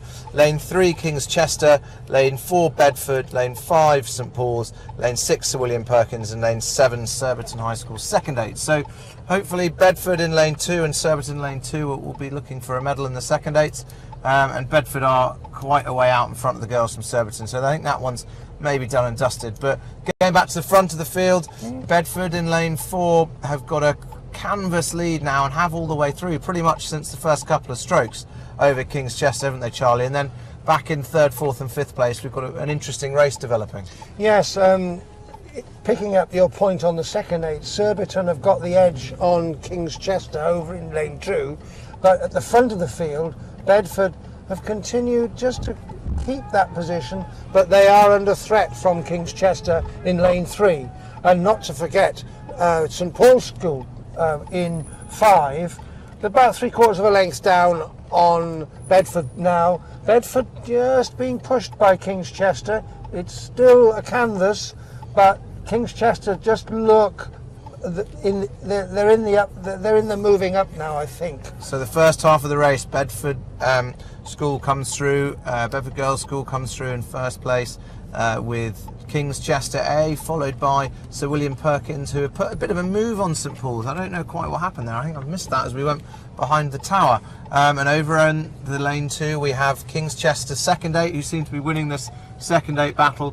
The Surbiton High School girls on this near side in lane 7, I think a little bit underpowered from what we could see from what they were over. They're still looking very good. It's brilliant to get 3 J16 8s in some cases out in this area. So we've got Bedford School have just squeezed out to what's that, 1/3 of a length now. We've got the first 3 seats, a clear water going across to King's Chester, and Sir William Perkins, who were quite quiet during the first half as we come into the last 750 metres, have slowly and quietly just been putting down a great rhythm with a good length, have put the sword to St Paul's, who are now half a length down, and are creeping up on Chester and Bedford. I think this could be a sneaky outside bet over here in Bedford in lane 6. Certainly moved just before they got to that signal, and they clearly don't want to be left out of it, and they've just raised their rate. I would say 3/4 of a pip to a pip. They've got King's Chester on their right. Yes, in fact, Bedford moving again. Yeah, out to half a length now, aren't they? And on this side, as you say, Sir William Perkins just they're gently creeping up. Yeah, they're in no that second fuss. spot, aren't they? Good rowing, good rate. I'm just wondering whether the Cox and the Chester boat has noticed them, and she's just had a little glance across, and suddenly this boat that was nowhere to be seen out of the right-hand side of her eye she's staring at the Cox. The opposite Cox, they are neck and neck. This is a great little race. Bedford cannot escape them though. Chester keeping hold of them, now half a length. And Sir William Perkins, what can they do? Great little pink visor on the bow girl in the front of that boat, Perkins. And we can see that they've just overtaken Chester now. They're pulling up to 1/3 of a length behind Bedford. And they're moving. They're attacking Bedford. 30 odd strokes to go now, maybe a bit more. But they're moving, their boat speed's quicker than Bedford. St Paul's aren't dead, they're still there, St Paul's are not dead. These 4 boats are having a really good race here. King's Chester second 8 just been left off the back of this as the rate and intensity has increased. But do you know what? Perkins School are down to 1/4 of a length. They are. And they've dragged Chester with them. They've dragged Chester up to about half a length down on Bedford. So Bedford, if they're not too careful, 250 metres to go, 1/4 a length in it for these 3 boats. St Paul's is still there. They just need a little bit more length on that catch. I think they're just missing a little bit, maybe the slight difference between these 2. Bedford moved, Bedford moved up a gear then, a bit short, but they're punching hard to get that boat speed up. But Perkins have noticed and going with them. Have they got anything left in the tank though, do you think? Do you think they've got a finish in them? Chester not aren't sure. dead either. I mean, I think sure. they're not going to get to second place, but if they got, well, here we go. Bedford putting down the power now. Look at Chester. Look at Chester moving on the far side. They're moving. What? Have Perkins got anything left? I don't know. Ooh, this is going to be close, Pete. I think, or Jonathan, sorry, I think you're going to have to call this one. Yeah, well, we'll try and call it, but right out at the front, the Bedford Girls' School have been very impressive. They are going to win it, but my goodness me, it's really close, but I think Perkins are holding on. Perkins have pulled a little bit out of the bag at the end. Perkins are going to get second over King's Chester. Wow, that was a corking race for second place. Bedford Girls' School, really impressive, held their own at the head of the field, and they watched the tussle for second developing, and they just maintained their half-length lead. But well done, Bedford Girls' School, well done. They were first, Perkins second, and King's Chester were third, with St Paul's fourth. My goodness me, that was a good race. For the J16 girls, eights, second eights for the Steve Gunn Bowl. Well, let's hope we can have as good a race for the next one, which is the Desmond Hill J16 eights. And I think they're down the course. They are indeed. So I don't know if we've got any commentary on this one at the moment. Let's have a look and see. We haven't at the moment, but the race has started, and from the static cameras, let's see what I can try and interpret. I think we've got, well, it's very difficult to see because all I can see is a camera from the start, and they've reached about 300 metres, 400 metres now. So that's the Desmond Hill Cup for J16s. That's race number 261, and what have we got there?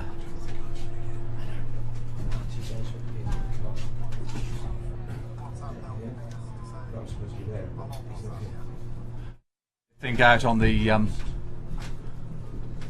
it looks as though Wimbledon High School and Headington.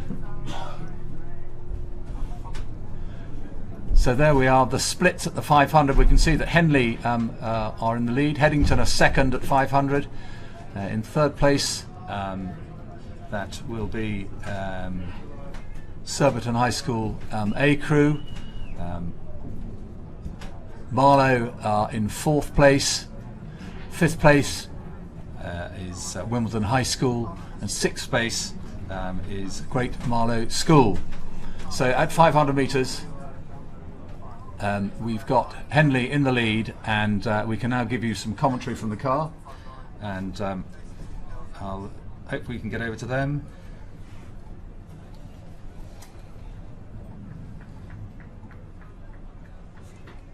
Over to the car for coverage of the last part of the J16 8s.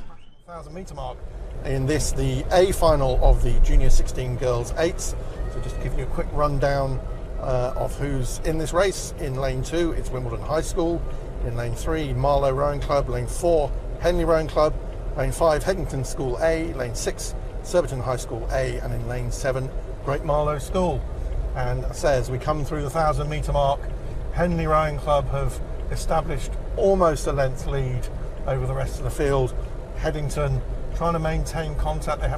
Henley haven't quite been able to break that contact yet, but they're not far off from it. And in third place, it looks to be Marlow Rowing Club, who are just ahead of Surbiton High School. Good race developing here. Henley have long been dominant in junior girls rowing. Fantastic setup they've got there under Chris Boothroyd, and they've now just done a little bit of a squeeze away, and they've broken clear of Headington. They've now established a few feet lead of Clearwater, and actually now Headington need to keep an eye on Marlow, as Marlow are just beginning to bring them back in. So there's a definite big overlap now between Headington and Marlow, but Henley looking comfortable, looking clear. They've got about half a length now of Clearwater. What do you reckon, Mark?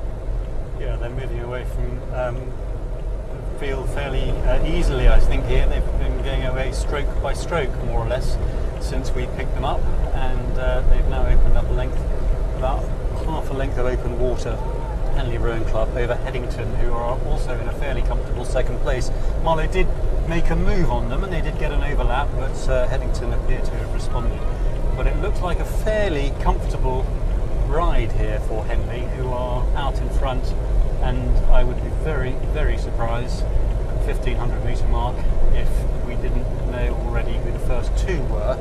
Although coming up potentially, looking at a third place, is Surbiton in lane 6, who are challenging Marlow for third place. I think the big race here is going to be for the podium. It's going to be between Marlow and Surbiton to get that third place.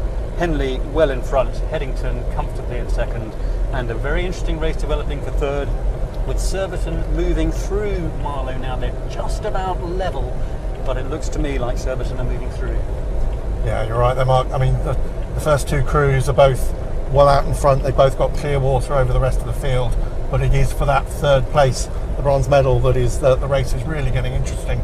Bow ball to bow ball between Marlow and Surbiton High School.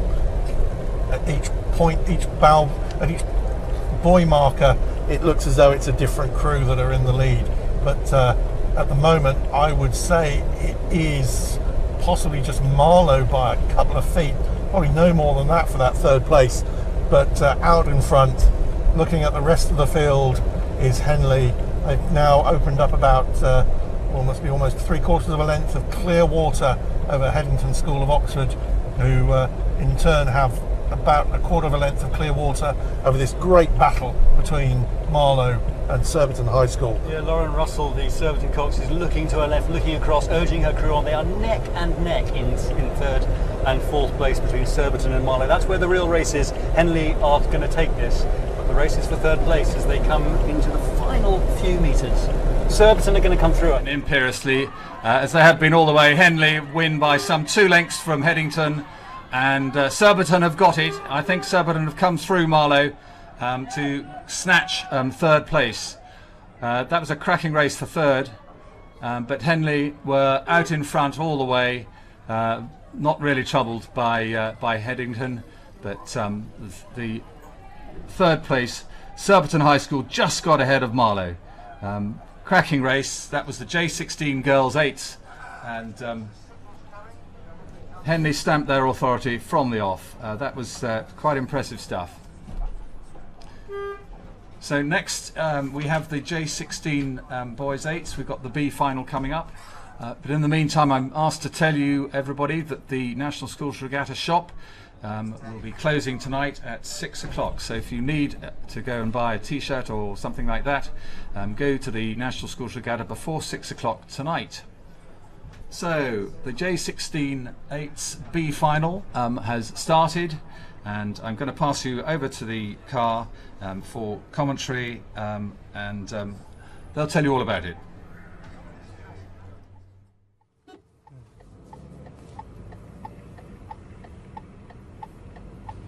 So just joining us on a bit of a shift change here, we're stuck behind a bit of a traffic, so we're just trying to get up in front of the bikes and get to where we can talk about the race coming down, which is the B final of this, the Desmond Hill J16 8s, and these chaps are, we're just about to do a bit of a spin round. Coming through the 500 metre mark, we have Bedford School in lane 2, Hampton School lane 3, Royal Shrewsbury in lane 4, St Edward's School lane 5, and Radley College lane 6, and in lane 7 we have Dulwich College. These chaps would be the ones who just missed out on that A final, so we should expect some really fast racing for these J16 boys, hoping to progress. Sadly not for medals today, but that'll have to wait till next year. So just past the 500 metre mark, Charlie, I think Teddy's look pretty strong there, don't they? Yes, they do. Long strokes. Yeah, and we're a man down in this car at the moment, so we're going to have only a little bit of input from Charlie, who's multitasking, driving and commentating, so you're going to have to hear from me most of it. But Teddy's, as we come to 750 metres gone, got a commanding lead of about half a length over the rest of the field. Dulwich College had a great little start, just sitting in second space. Radley, Shrewsbury and Bedford, there's not more than a foot between them really. You can probably see here on the screen, it's a really great little race. High rating here, clocking 36 going down here as we kind of come through the bridge number 1 as we're going through. So they're all well into their race rhythm by now, coming up to the halfway point. I really do think this is some great junior schoolboy rowing here. The Teddy's boys just having a look, looking for that 1,000 metre mark maybe, wanting to find out, because we've got a high pressure race here.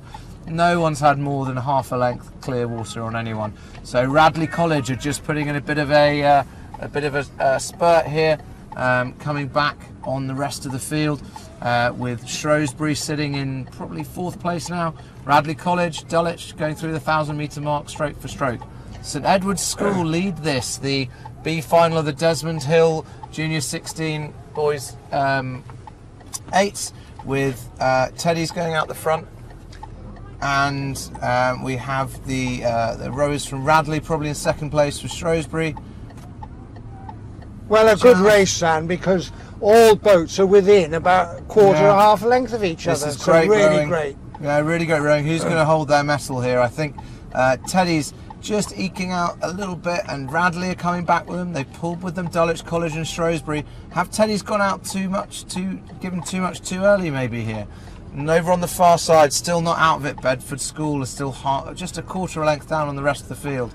750 metres to go. This is where the big boys start going. And Teddy's have just moved up a gear. They've taken that half length now as they hit that marker. Yeah, and with them Radley and Shrewsbury School. Dulwich, who was so strong in the first 750 metres, just dropped off the pace a bit. Maybe they're not quite as long, maybe they can't quite keep up the power at this high rate level. They've really not dropped since the stride. I didn't really think any of the crews strode that much at all. We're sitting at 37 strokes a minute here, really hammering down this race. And Radley College squeezing up on Teddy's, down just a quarter of a length now. They've got a canvas now on Shrewsbury School, who in turn have a canvas on Dulwich College. Great rowing still from Bedford over there. A little bit of a kind of vacuum over there on the far side. But this Teddy's crew gone out and led from the front and are really sticking with it. Are they going to have the perseverance to go all the way though? That's the question. Radley, what can they do as we go past our ice cream van? Coming up to 250 metres to go. The Coxers will be staring at each other, saying, right, we've got to pull this out. Radley College and Teddy's have opened up about 3/4 length of lead on the rest of the crews. Shrewsbury, are they going to be able to hang on to that 3rd spot? Are Dulwich College going to be able to overhaul them? Here come Bedford. I said they weren't out of it. They are coming up on Shrewsbury. The Cox and the Shrewsbury boats just noticed them. He's noticed the Dulwich boys as well. Teddy's have only got a canvas lead now on Radley. This is going to be an absolute spectacular finish. Some really great schoolboy rowing here. And they wound again, Teddy's. They can sense the last 30 strokes. Off they go. Radley going with them. Shrewsbury going too. Shrewsbury, here comes Shrewsbury. You can see that number, that lane 3 just popping past a couple of the guys in that Radley boat. But Radley and Teddy's really going to be fighting this for the line. I tell you, in the tower, you're going to have one heck of a race to finish up here. We're going to pass it over to you so you can call it as it stands. Well, this is quite something, isn't it? Because we've got Teddy's who've been out at the front, and they're really being pressed for the finish now. Paul's coming hard, Radley coming hard. At the moment, Teddy's are just ahead, but Radley are really screaming. You can see their cocks looking over. It's really, really close. I think Teddy's are just there. Radley pushing. I don't know. That's one for the photo. That's one for the photo. It's either Radley or it's Teddy's. Paul's were 3rd. Wow. That was some race. A cracking finish there from Radley and from St Paul's. Really, really bearing down on the Teddy's crew, who'd led so strongly from the front all the way. What a finish. We'll have to wait for confirmation, but the screen suggests that Teddy's just hung on, but it was so close. We'll have to wait for confirmation, but unofficially St Edward's crossed the line first, just ahead of Radley, with Shrewsbury in 3rd place. That was something for the B final. Let's hope the A final gives us as good a race towards the end. So with that, I'm going to hand you over to the car for commentary on the final of the J15 G8s.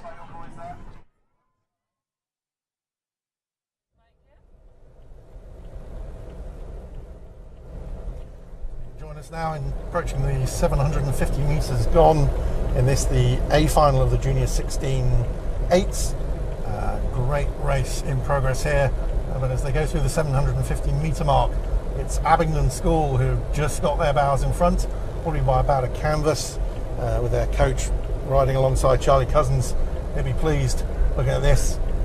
Also see Shiplake moving up into 2nd, and also cycling alongside is Shiplake headmaster Greg Davies, who's been a great supporter of junior rowing in this country. and he'll be excited seeing his junior 16s in a strong position here. But really, you could throw a blanket over most of these crews.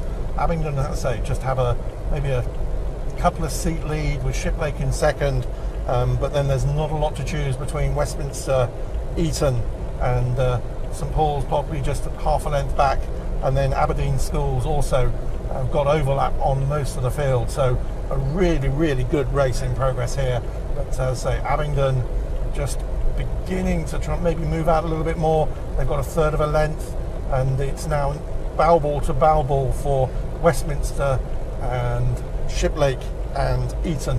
A really great race, as we'd expect in this, the A final of the Junior 16-8s. Yeah, it's really anybody's race at this point. Abingdon still have got about a canvas lead.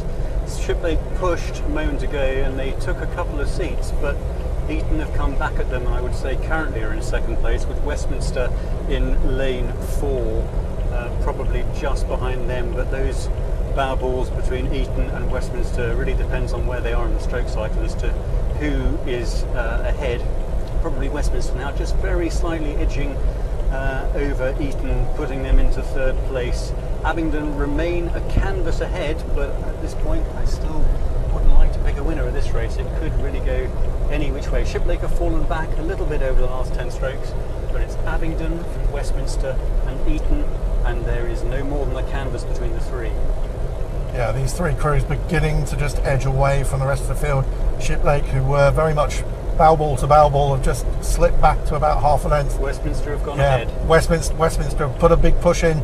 They've pushed their bow ball in front with, as they go through the 1500 metre mark, they put a really big push in there, and they've taken now about a canvas lead over Abingdon, who have maybe a couple of feet at most over Eton. It looks to me as though Abingdon have run out of steam. I think Eton are coming through Abingdon as well now. We've got Westminster who are a canvas ahead. Eton are coming through Abingdon, and Abingdon luckily have about 3/4 of a length now over Shiplake, so it looks like it's going to be Westminster, Eton and Abingdon in the top three, and at the moment Westminster have the advantage.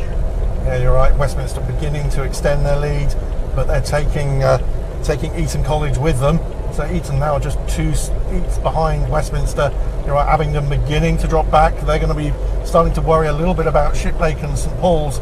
Can they hold those off to take a medal? But Westminster beginning to stretch out. What can Eton do? Can they close them down? We're in the red boys. We're in the final 250 metres.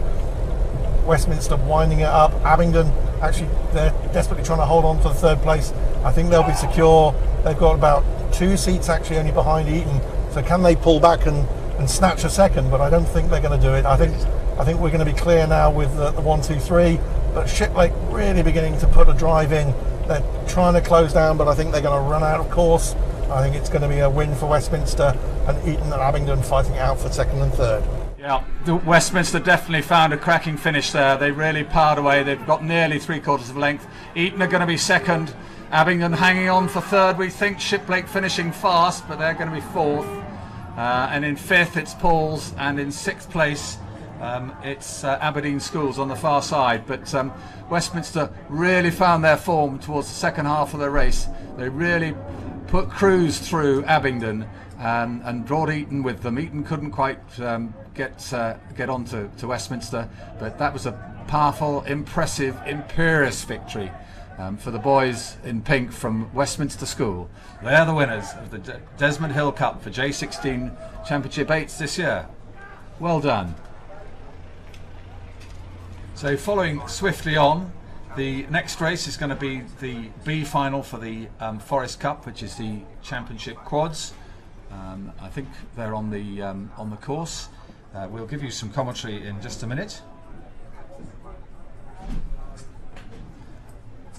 So it's the crews from the J16 8s motor around to the prize giving raft for their medals. We have got the J for the Championship Quadruple Sculls. Over to the car. Neptune.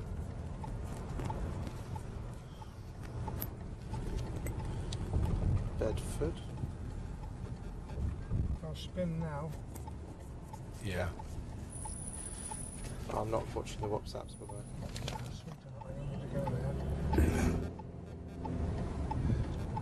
that they're on, but the race is underway, and they're going to pick up commentary now.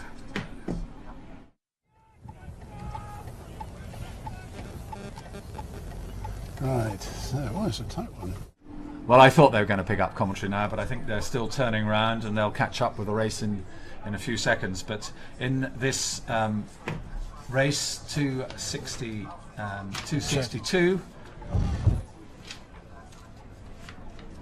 we've got the Warrington, Clydesdale, Chester Street, Neptune, Bedford School and Tideway Scullers School. They're through the 500 metre mark, and I'm hoping that if we press the right button, you can have some commentary. Lane 5 Neptune and lane 6 Bedford, and Tideway Scullers School in lane 7. They don't seem to be having shown up at the start, so I think they may have scratched. And Robert, you made a very salient point there.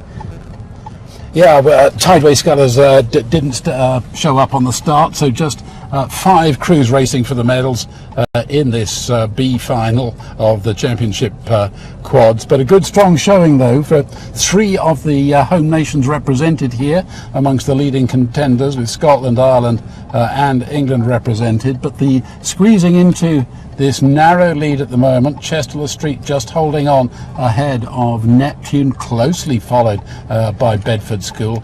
Clydesdale over there on the spectators' side, still with some ground to make up, but staying marginally ahead of Warrington. Yeah, it seems like we've got a north of the England clash over on the far side. I mean, 750 metres to go. You kind of would think, with a length between these first 3 boats and these second 2, Robert, that we've got kind of 2 little mini races. Having said that, in the last race we saw with Charlie, things did turn around quite quickly, but still with a really lovely lead. Chester Street, long strokes. They're under pipping Neptune and Bedford by a couple of strokes, but they've got really great finishes in this tailwind. They're just sending it away as we cross over the bridge here. Important to remember that the qualification rules here at national schools are exactly the same as international races, so the fastest qualifiers from the previous races, in this case the semi-finals, go in the centre lane. So the form book running true as Chester Street hang on to that canvas lead ahead of Neptune. Neptune, a club there on the Liffey River in Dublin that has produced many internationals for Ireland over the years. And as you talk about them, Robert, they've just put in a little bit of a spurt, and I think that's in response to the Scullers from Chester Street and just getting left off here. Bedford are just being left off a little bit, and I said I shouldn't write them off. And over on the far side, Clydesdale are just making some inroads into Bedford over here on this near side next to where we are in the cars. But still out in front, Chester Street, the number 2, just having a little glance across to see where the Irish compatriots are. I tell you, this is going to be a great little finish for these 2, down to a couple of feet now, I think, the difference between these 2. Yeah, Neptune gone on for a really strong push. They've taken it up a pip or 2, and they're really pushing out the finishes. They look so long and strong in the water, and they are coming up within 1.5 meters of Chester Street, and these 2 quads just taking it away at the head of the field inside the last 200, and Bedford on this occasion completely out of the running, well in contention through the first half, but the pace now being set by Chester Street and Neptune inside the closing stages, really too much. Chester Street just hanging on there. These 2 at the front of the field taking lumps out of each other, and just quietly, slowly on the far side near the tents over by you watching, Clydesdale are coming up and they're dragging with them Warrington. Bedford going to be able to hang on rowing in this little bit of a vacuum. We'll pass over to Jonathan to finish it up. Well, Chester Street have hung on despite Neptune's late challenge in the last 500 metres or so. Chester Street have crossed the line. Neptune are second, and in third, well, it looks very much as though that's going to be the Bedford Schoolboys. Yeah, they got third place. Crossing the line in fourth is Clydesdale from north of the border. Warrington were the last to cross the line in fifth place. Tideway Scullers School having not started. So that was the B final of the J6 of the Championship Quadruple Sculls. The A final will be up, down the course fairly shortly. I think they have started, but we haven't quite got live commentary at the moment.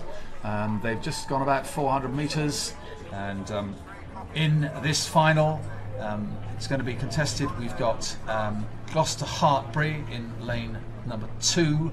Lane number 3 is Lee. Leander crew are in lane 4. In lane 5, Henley Rowing Club. In lane 6, Clare's Court. And in 7, Walton.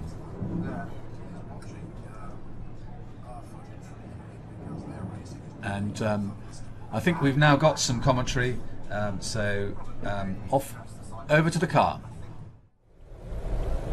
So as we're coming up to the 750 metre mark in this A final of the championship quad, we've got a fantastic race in progress between Henley Rowing Club and Leander, neighbours on the river, and they are really bow ball to bow ball for this first 750 metre mark. Henley possibly have just got their bows in front, but only by a foot or two, up against Leander, who for a lot of people are favourites for this event.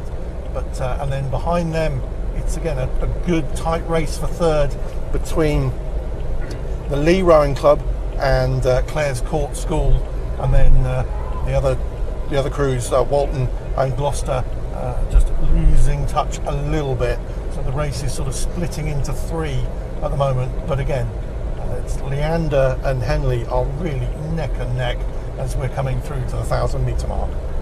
Well, there was only half a second between these two crews in their time trial, and then they went to do different semi-finals where Henley finished in a time 2 seconds quicker than Leander. They are coming through the 1,000 metre mark absolutely dead level, and in the previous races they have been consistent across the length of the course. It wasn't as if one of them went out harder and then came through in the second half. Henley were marginally quicker in the time trial, they were marginally quicker to halfway, and then they were marginally quicker in their semi-final and marginally quicker to halfway.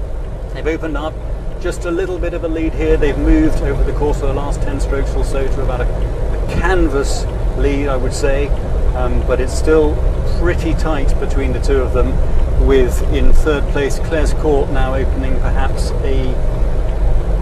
probably a canvas lead again over the 4th place crew, which is Lee in lane 3. Yeah, and as we mentioned earlier, we're used to seeing Henley Rowing Club girls juniors crews really dominating the field. The boys haven't quite shown that same level of dominance as the girls, but this quad is really showing what the whole squad are capable of doing, and they're beginning to just squeeze out a little bit more from Leander. Oh, and a big crab actually for the Lee. That's really set them back. I think it was it's the 2-man quarter crab, and that's really allowed Clare's Court to drive away and to make that 3rd place their own. And actually Clare's Court have really put a big push in. They've got an overlap now on Leander, with Henley now opening up about a half a length lead over Leander. These 3 crews now well clear, so unless something else dramatic happens, the medals will be going to these 3 crews. But who will get gold, who will get silver, and who will get the bronze, and it's certainly not settled. Henley now, I say, opening up about 3/4 of a length. They're looking to be the stronger one, but Clare's Court are really putting a big push in and are threatening Leander, and Leander themselves are trying to get back on terms with Clare's Court as they're approaching the 1750 metre mark. Yeah, I think it was a crowd from the 2-man Louis Powell and the Lee boat which has knocked them back 3 or 4 lengths. So this now is Henley Rowing Club's race to lose. They are about 3/4 of a length up on Leander, who have got in their turn about half a length on Clare's Court. But Clare's Court have upped their rate significantly. They are coming through at great pace, and they're going to push Leander all the way for that 2nd place finish. I think Henley have probably got this one in the bag coming into the last 100 metres. Yes, you can see this is a real Thames Valley special, isn't it? Henley are ahead by half a length, but Clare's Court are really pressing their near neighbours from Leander. Henley's still hanging on. They've got another half dozen strokes to go. Henley lead by 1/3 of a length. Leander are going to get second, but Clare's Court are really storming through. They're raising their rating. Henley have crossed the line, so Henley have hung on. Leander have also hung on. Henley have won the 1st place.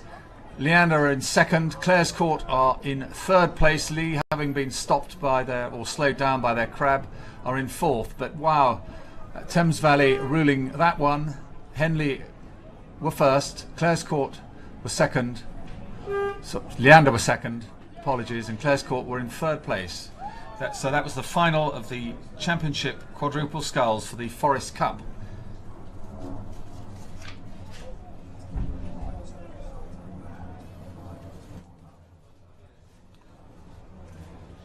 That was really, really good quadruple sculling of the first order. These boys have really, really sculled well, excelled themselves. But well done, Henley. I don't think that that wasn't universally forecast, but that was an impressive victory. So well done, Henley. Leander second, Claire's Court third. Now the next race we've got coming up is the West Cup, which is for school third eights. And we've got entrants from St Paul's, Abingdon, forgive me, we've got Abingdon School in lane 2, Radley in lane 3, Eton in lane 4, St Paul's in 5, Hampton in 6 and King's College School.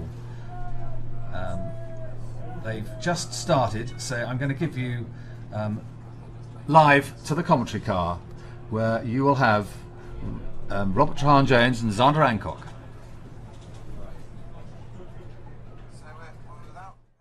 I'll pass you over to Robert to give the runners and riders here. I think Jonathan's run it over, but we are in lane 2. We have Abingdon in lane 3, Radley College, lane 4, Eton Boat Club A, St Paul's School in lane 5, Hampton School in lane 6, and King's College School in lane 7. This, the final of the West Cup for third eights, and the hosts here, Eton College, have gone out with a bang, and they are 3/4 of a length up now on Radley College, who are in turn 1/4 of a length up on your bedfellows of St Paul's and Hampton down there on the Thames, the London boats, and Abingdon not too far out. King's College School, Wimbledon, looking a little bit more unstable than these first 5 boats. I'd say as we go through 500 metres, wouldn't you, Robert? Yeah, Eton certainly front-loaded this race. They've gone almost 1 length clear of the field after 500. Charles Cousins, the coach, on his bike here, keeping a keen eye on them, and he must be mighty pleased with what he currently sees. But only 1/4 of the race having gone so far. Radley, the best of the rest, squeezing about a canvas up on Hampton, who in turn had that very tight margin over St Paul's. Out of contention currently, the crews in the outside lane, Abingdon and KCS. I have to say, Radley do look very long and strong. They're underrating by a couple of pips from the boys from St Paul's and Hampton inside them, and it almost seems like they may be just going to be able to just start squeezing and eking out a lead. And as I say that, Hampton have done something. They've either gone up 1, down 1, or down 1, up 1, because they have just put an absolute stonking 5 or 10 strokes as we come to 750 metres gone, haven't they? They've taken that 1/4 of a length canvas lead and just gone back on level pegging with Radley over on the far bank. Yeah, but just look at Eton. They're striding away, and sure, they're more than 2 lengths clear of the field with only 850 gone. The gold medal in for third eights is surely theirs for the asking, and the fight is now on for silver and bronze. Well, Xander, that charge you mentioned from Hampton, it brought their bow ball briefly ahead of Radley, but I think they've slipped back a little. I think Radley have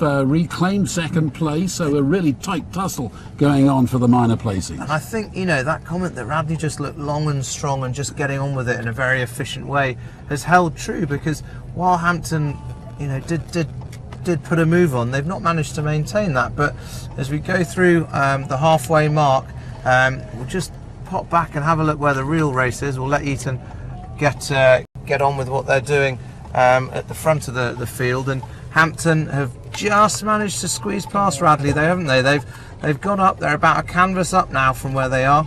St Paul's have not gone away though either. So St Paul's, are they about to overhaul Radley as well? Radley looking a little bit ragged. Hampton looking quite commanding now that they've got their nose out in front in that silver medal spot.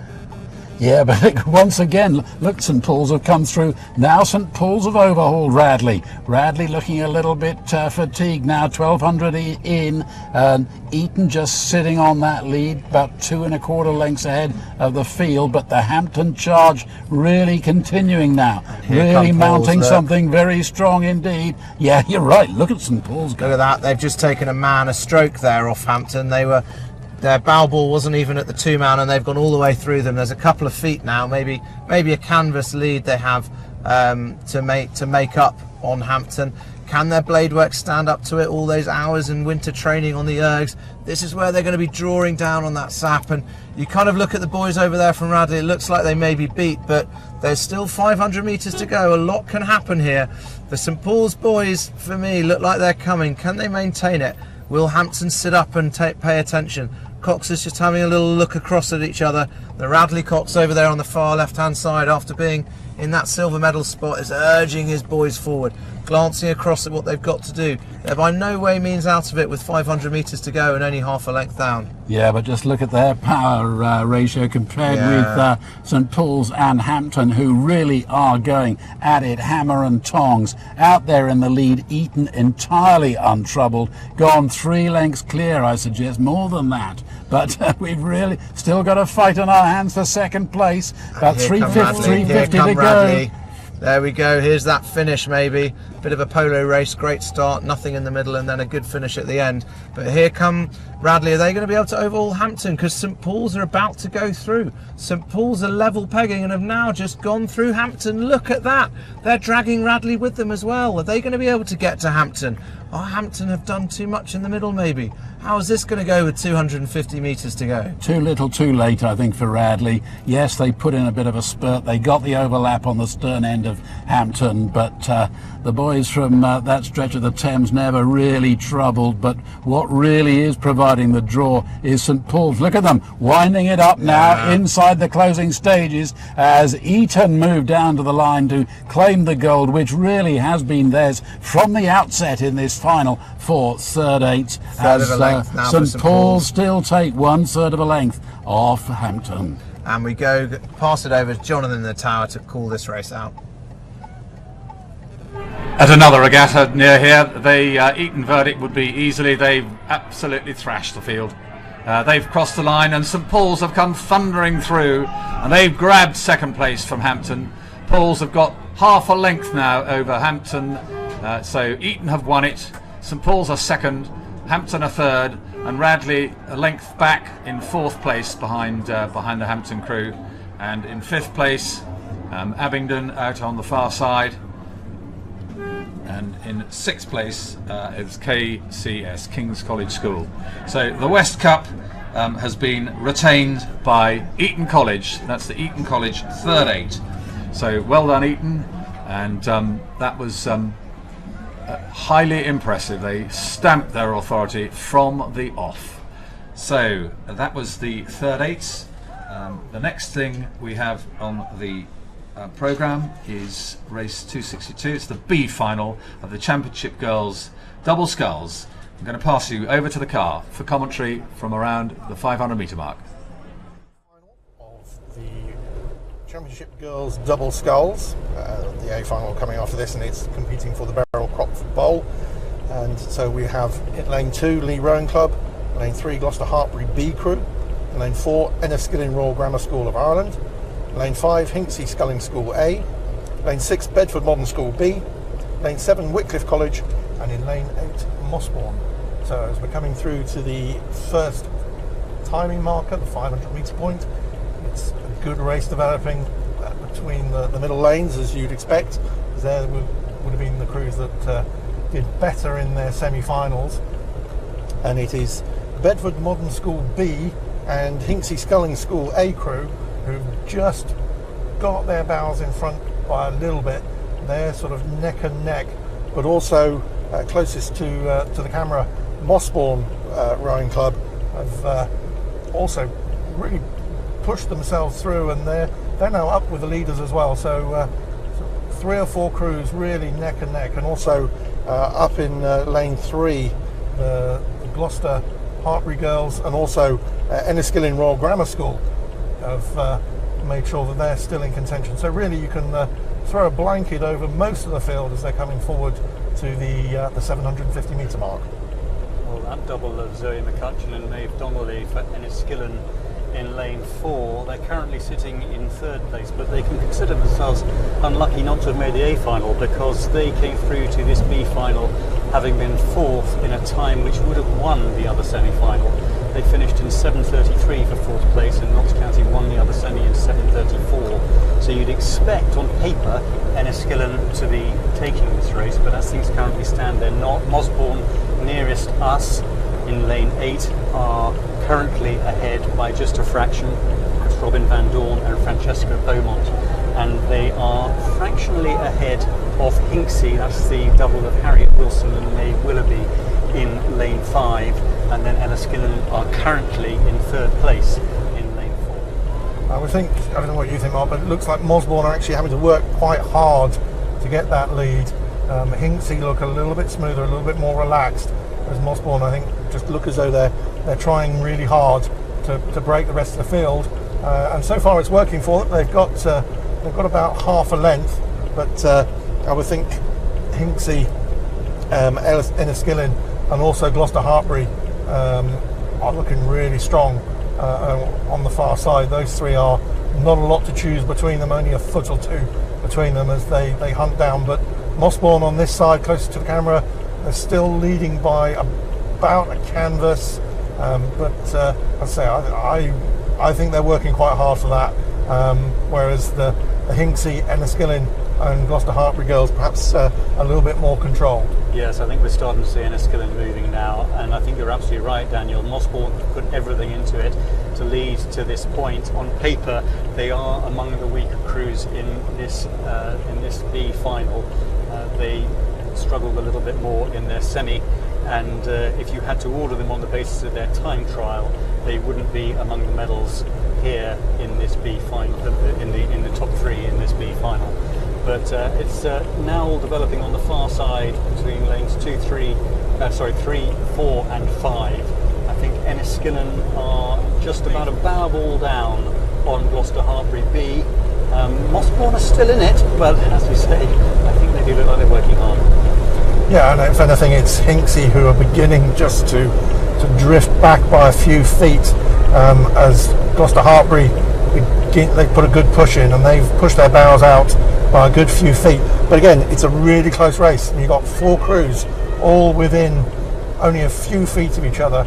And as you say, Mosbourne, they haven't broken, they haven't given up. They might be looking like they're working hard, but the speed is still there. They're still maybe only a foot or two behind Gloucester Hartbury, and they've still got that canvas lead, but just a little bit of a shipwreck for them there. But they've managed to regain the momentum quite quickly, and actually they're showing us a strong second place, only a few feet behind Gloucester Hartbury, who look to be just pushing away from Enniskillen and Hinksey, who are neck and neck for that 3rd and 4th place, and they're also now just beginning to push up on Mosbourne as Gloucester Hartbury begin to exert a little bit of dominance. They've opened up a lead of about 3/4 of a length. They'll be looking to try and push away and see where they can break clear. Hinksey now putting a push in to try and break Enniskillen, try and break Mosbourne, but great race developing here as Gloucester Hartbury again just stretch out a little bit more. They're looking for a length lead, but behind them it's going to be a real battle for 2nd, 3rd and 4th. And can the other crews pull back on Gloucester Hartbury as we're coming into the final 250? It's looking to be a cracker of a race. Yeah, this Gloucester Hartbury double of Kerry Spencer and Ruth McAteer have started to stretch out a bit now. Mosbourne in lane 8 have stayed in it. They're still in 2nd place as we come into the last 150 metres or so, and Enniskillen are in 3rd place, but it looks like Gloucester Hartbury are going to take this B final. Yeah, great race. Gloucester Hartbury have now got clear water, but great race from Mosbourne. They really set their stall out. It's obviously just their style to make it look really, really hard, but they're holding on to 2nd place. There's a few strokes to go. Can they hold off Can they hold off Enniskillen and Hinksey to get that medal? It's going to be really, really tight for 2nd and 3rd and 4th, but it looks like Gloucester Hartbury are going to take the win. Yes, indeed. Gloucester Hartbury, having been 6th at the 500 metre mark, have powered through in the second half of the race. They're going to win it by just under a length.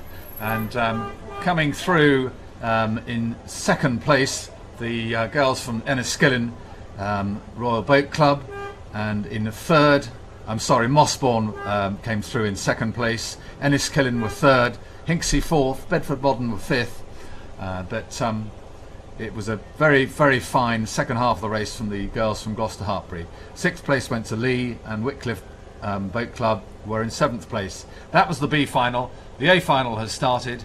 I'm going to give you live commentary from the car.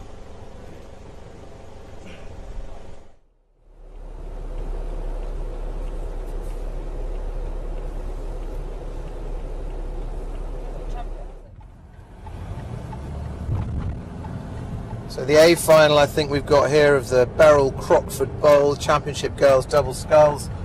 We're through halfway, as having 8 races with doubles straight after. It means there's a little bit of a delay, so you'd have heard a lot of the B final, but we've got Sir William Perkins School, Maidenhead, Gloucester Hartpury, Nottingham County Rowing, St George's College and Cheltenham College, as we come into probably 500 metres to go, and the scullers from Gloucester Hartpury seem to have a commanding lead over Notts County in lane 5, and then we've got a bit of a tussle for that bronze medal between Maidenhead and St George's, with the ladies from Cheltenham and Sir William Perkins a little bit left off. So we've got about a length lead here at the front for Gloucester Hartpury as we come in with 500 metres to go.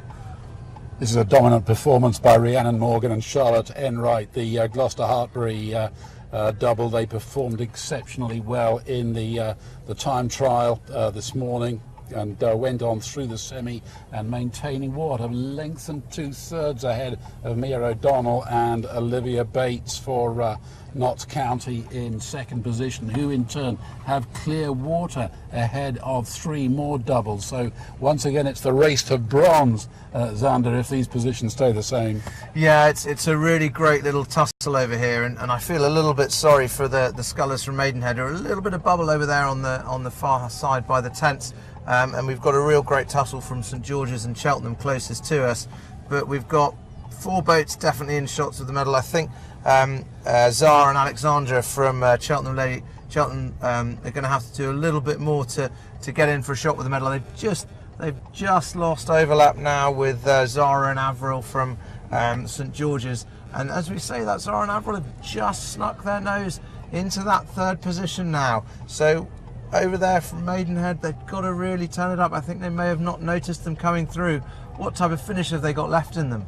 Yeah, inside the last 250, and I suspect the places are settled. St George's maintaining that half-length advantage. Little glance across from the stroke there, just seeing what Maidenhead have got left in them, but the answer is insufficient, I suspect, because we're coming down inside the last 100 metres, and this fantastic push from St George's has seen them got the overlap on the stern end of the Notts County double, who are really having to work to stay into the silver medal slot. Down to the line then, and Gloucester Hartpury, who dominated this final from the outset, take gold ahead of Notts County and St George's. Well, Gloucester Hartpury winning the A and the B finals out of a field of 51 girls' championship doubles. Gloucester Hartpury are the winners. What a race, and very impressive showing from the girls from Gloucester. So they crossed the line in first place, and I'm looking for confirmation now on the timings for the minor placings, but Gloucester Hartpury were in first, second was Notts County, and in third St George's College Boat Club. And that was the final of the Championship Girls Double Sculls. Next on the course we've got the B final for the Elsenham Cup for Schools Second Eights, and I'm going to pass you over to the car who'll tell you all about it. Left. The Marlow group. Yeah. What are they doing? They are taking a stroke. Well, I thought they were going to tell you all about it, but a little bit of a communication problem. But the B final of the Elsenham Cup is underway. We've got King's School Chester, Bedford School, King's College School Boat Club, Abingdon, Camford and Pangbourne. Of the school second eights. Just give you a quick rundown of the crews racing. So we have King's School Chester in lane 2, Bedford School in lane 3, King's College School B crew in lane 4, Abingdon School A crew in lane 5, Canford School A crew in lane 6, and Pangbourne College in lane 7. And we pick it up at the 1,000 metre mark, and it's Abingdon School and King's College School B crew who have really broken clear of the rest of the field, really sort of involved in a race of their own. Abingdon leading by about half a length over King's College. And if I look back in 3rd place, it looks to be a battle between Bedford School and Pangbourne College, of which I would think Pangbourne have the edge by about half a length, but really there is sort of a good couple of lengths of clear water between them and the top 2 crews, which is Abingdon and King's College School B crew. Abingdon again just beginning to stretch out a little bit, trying to break clear as we're coming through to the 1250 metre mark. Abingdon have a lead of about 3/4 of a length. They're in a race all of their own, these two, Abingdon and King's College School. They are a good 2 lengths of clear water ahead of the field, and Abingdon have a lead of about half a length at the moment over King's College School. They have had that lead for all the time that we've been following the race, and it has not changed at all in terms of the way these two crews are locked together. Coming towards the 1,500 metre marker, and Abingdon continue to have a half-length lead. It's the sort of lead that you'd expect a crew to have got quickly and early and then hung on to. I don't know if that's how it had panned out in the first 750 metres of the course, but it certainly has that look about it, because they haven't moved on King's College at all over the course of the last couple of minutes. They are locked stroke for stroke, a half-length distance between them, and now probably 3 lengths of open water until you get back to the battle between Bedford and Pangbourne for 3rd place, which, to be honest, is difficult to judge from where we are sitting, because we are so far ahead of them in following Abingdon and King's College. Yeah, so as we're coming up towards the 1750 metre mark, I think Abingdon will just put a little squeeze on. The Cox is now level with probably the 2-man, so they've just taken maybe a quarter of a length in that last 250 metres. They're going to be confident that they're going to be able to hold on in this last 250. What have King's College School got?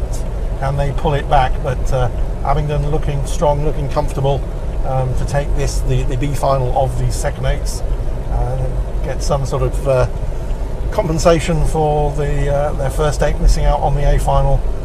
So they'll be pleased to won't be pleased to be in the B final, but they'll be pleased to finish at the lead of that B final. And again, they're beginning to stretch away, so the Cox is almost level with their Babel. They're going to probably have just under a length as they're coming up towards the finish line. Yes, Abingdon are going to win this now, but it's extraordinary how these two crews have gone so far away from the rest of the field. They're crossing the line now, Abingdon to win, and King's College are just doing so now, and there are probably 4 lengths of open water until I think Bedford are going to take 3rd place ahead of Pangbourne in 4th. Indeed, that's right. Abingdon powered away, and they've won with King's College School just on their heels. Some lengths back to Bedford in 3rd place. Pangbourne have just crossed the line in 4th. In 5th place, it's going to be I think King's Chester have got ahead of Canford School. But the A final is underway, and I'm going to pass you straight over to the car for commentary. Welcome back to the action of the 2,000 metre start. It's the A final of second 8s. The full 6-boat lineup. Eton College on the spectator side, Radley College in 2, Royal Shrewsbury School Boat Club in 3, Shipley College in 4, St Paul's in 5, and the 6-boat lineup complete by Hampton in lane 6. A good even start by all 6 crews, but Shrewsbury lagging a little bit back against the pace set by Radley. So their coach Sam Townsend, the ex-GB Olympian, who's right alongside our commentary car, keeping a keen eye on his charges, and what he sees must please him immensely, because at this very early stage, 450 metres in, they have taken the slight lead ahead of Eton. 3rd place currently goes to Shiplake. We're looking to see them well up in contention. Fourth, St Paul's, followed by Hampton and Shrewsbury. Yeah, a really great start through 500 metres. I think all the coaches will be well impressed. Everyone's still in touch. Everything's to play for. All of these boats could end up with a medal at the end of this one. But at the moment, Radley College have eked out a little bit more to probably a quarter of a length now over Eton College. Shiplake are looking really long and controlled. And not Shrewsbury actually, but have just fallen off the pace of Radley a little bit. Radley have just put the hammer down a bit there, I think. They've just put in a little bit of a sharpener. Just out to a third of a length now and dragging Shiplake College with them. I think this could be Eton falling out the back of this one from as we go past 750 metres gone. Robert, what do you think? I tell you, this coaches peloton on their bicycles is full of ex-GB and current GB internationals. We've got Will Satch here, himself a Shiplake alumnus, keeping a keen eye on the current schoolboys from Shiplake, who are looking well up in contention and are making ground on second place Eton. Eton being supported by ex-GB Olympian Guy Pooley from the GB quad those many years ago. But Guy here comes himself, Shrewsbury, Robert, look at them. yeah, look, but that lead being eaten away for Radley, hanging on by half a length. But the charge coming from Eton and Shiplake really making ground on that lead. Shrewsbury have come back to him with a quarter of a length of Shiplake and Eton in second and third spots. Radley College, those who go through halfway, lead Eton, who in turn lead Shiplake by a matter of inches, I think. And then again, you can't really separate Shrewsbury and St Paul's. Not out of it yet, Hampton. I mean, maybe a medal might be out of it, but they can certainly get into the mix for those minor placings. But there's a really great demonstration of second 8 rowing from these boys. So these aren't the best 8 boys in their school. They're the 9th to 16th best boys, and they really are putting on a great show. Radley have just been strong and long all the way from the start. So Eton College, having, I said they seem to be fading a little bit, but they really are hanging on in there on their home water. Shiplake and Shrewsbury both look very long. I feel like they might have a lot to give in these last 750 metres. Radley really got into their rhythm here. They're sitting on that 3/4 length lead. That margin hasn't changed much, but all the pressure is coming in the jostling for positions for the minor placings. Second, third, fourth and fifth are all up for grabs. I think the only crew that's really out of contention is on the island side nearest our commentary car. This is not going to be Hampton's day on this occasion. 3/4 of a length still for Radley. Yeah, and in Shiplake and Shrewsbury, almost stroke for stroke, you could just see them go up one, down one there, and really putting a little bit more power on and trying to get back into it as we come up to 500 metres to go. Radley, 3/4 of a length lead Eton, who in turn have a quarter to a third of a length lead over Shiplake, who have opened up a bit of space now. Shrewsbury and St Paul's, if they want to get into this bronze medal position, or even silver potentially, need to do something. Eton just gone up again, haven't they, Robert? They have. They really got into their stride. They've taken it up a pip or two. They know it's now or never, because we are inside the last 400 metres of this final for boys second 8s, and they're not making any progress because Radley have seen them coming, and Radley are responding. But look at this charge coming from Shiplake, Xander. Look at that. Wow, they've just gone from a quarter length up on Shrewsbury and St Paul's to 3/4 of a length in that time that Robert was talking, and it's amazing. They are coming back on Eton like an absolute freight train. These coaches here are really going for it. St Paul's aren't out of it. They've just come in front of Shrewsbury for the first time in the race here as we go bow ball to bow ball with them. Shiplake are drawing back Eton, which means they're drawing back Radley, but Radley are sitting out on that 3/4 to a length lead, and they're not going to get budged from that. The question here is, can Shiplake turn that bronze into a silver in the last 15-20 strokes? I think they may have left it a little bit too late, but this is an absolute stonking finish from these 5 boats. I think you're right, Xander. Radley have hung on. They're going to win by about half a length. Eton have pulled something out of the bag in front of their home crowd. Eton are going to be second. Radley are crossing the line now. Shiplake are really going for it, but they are third. Fourth, just Shrewsbury, and fifth, St Paul's. But boy, there's nothing like it. Top class schoolboy rowing, 6 abreast. Lead positions changing. Really fast action stuff. that was a fantastic second eights final, but Radley had it won really from the get-go, and they have won the Elsenham Cup for second eights this year, ahead of Eton College and Shiplake. Despite their valiant efforts, got the bronze medal. So that was a terrific race, but we've now got the next race on the course, the Fours Cup non-championship 4+, and I'm going to pass you over to the car who will tell you all about it. Coming through to the 750 metre mark of this race 269, which is the B final of the non-championship Cox Fours. So I'll give you a quick lane order. In lane 2, Weybridge Rowing Club A Crew. In lane 3, George Heriot School. Lane 4, Henley Rowing Club. Lane 5, Molesey Boat Club A Crew. Lane 6, Emmanuel School. And in lane 7, Bedford Modern School. So again, a good race developing. Often these B finals have produced some fantastic racing. And this time it's between Molesey Boat Club in lane number 5 and Henley Rowing Club in lane number 4. They've just opened up a little bit of a lead. And actually, just as I say that, Henley had a little bit of a shipwreck. I think the stroke just missed half a stroke, which just enabled Molesey just to open up about a half a length lead over Henley. And behind Henley, it's George Heriot School in third place, with Emmanuel School not far behind them at all either. So Molesey beginning just to stretch a little bit of a lead. They're capitalising on that little mistake from Henley. They've got about 3/4 of a length lead, and actually George Heriot School now beginning to pressurise Henley. These three crews just beginning to open up, with Emmanuel School in 4th. Yeah, it's been all about the blade work so far this race, because Molesey had much cleaner blade work off the start. They were much better connected from early, and they opened up a bit of a lead. They suddenly lost a little bit of cohesion and saw Henley come back at them. But then, Daniel, as you say, Henley suddenly suffered a slight moment, and as a result Molesey opened back up their lead, and in doing so they also regained their rhythm, so they're much quicker back down to the water.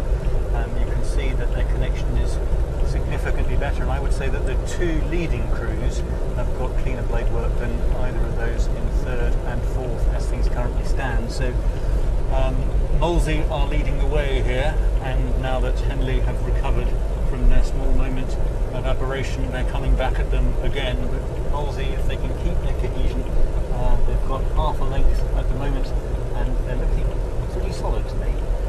Yeah, so I think they did open up to about 3/4 of a length, so I think Henley have got some rhythm back and pulled back a little bit, but Molesey still look the slightly neater crew. The blade work is a little bit stronger than Henley, and they're currently still, but it's still only half a length in it as they're coming through the 1500 metre mark. So Molesey go through with their noses in front, but it is only about half a length. These two crews now just beginning to stretch away from George Heriot's in 3rd. There's almost a length now between Henley and George Heriot's. So it looks as though the battle is going to be between Molesey and Henley for the bragging rights and the honours of winning the B final. And at the moment, Molesey still holding just that half a length. Not a lot has changed in the last sort of 250, 300 metres.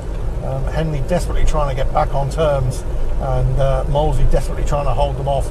But it's still the bow ball of Molesey is in the lead, and the bow ball of Henley is just sort of level with the bowman in the Molesey crew.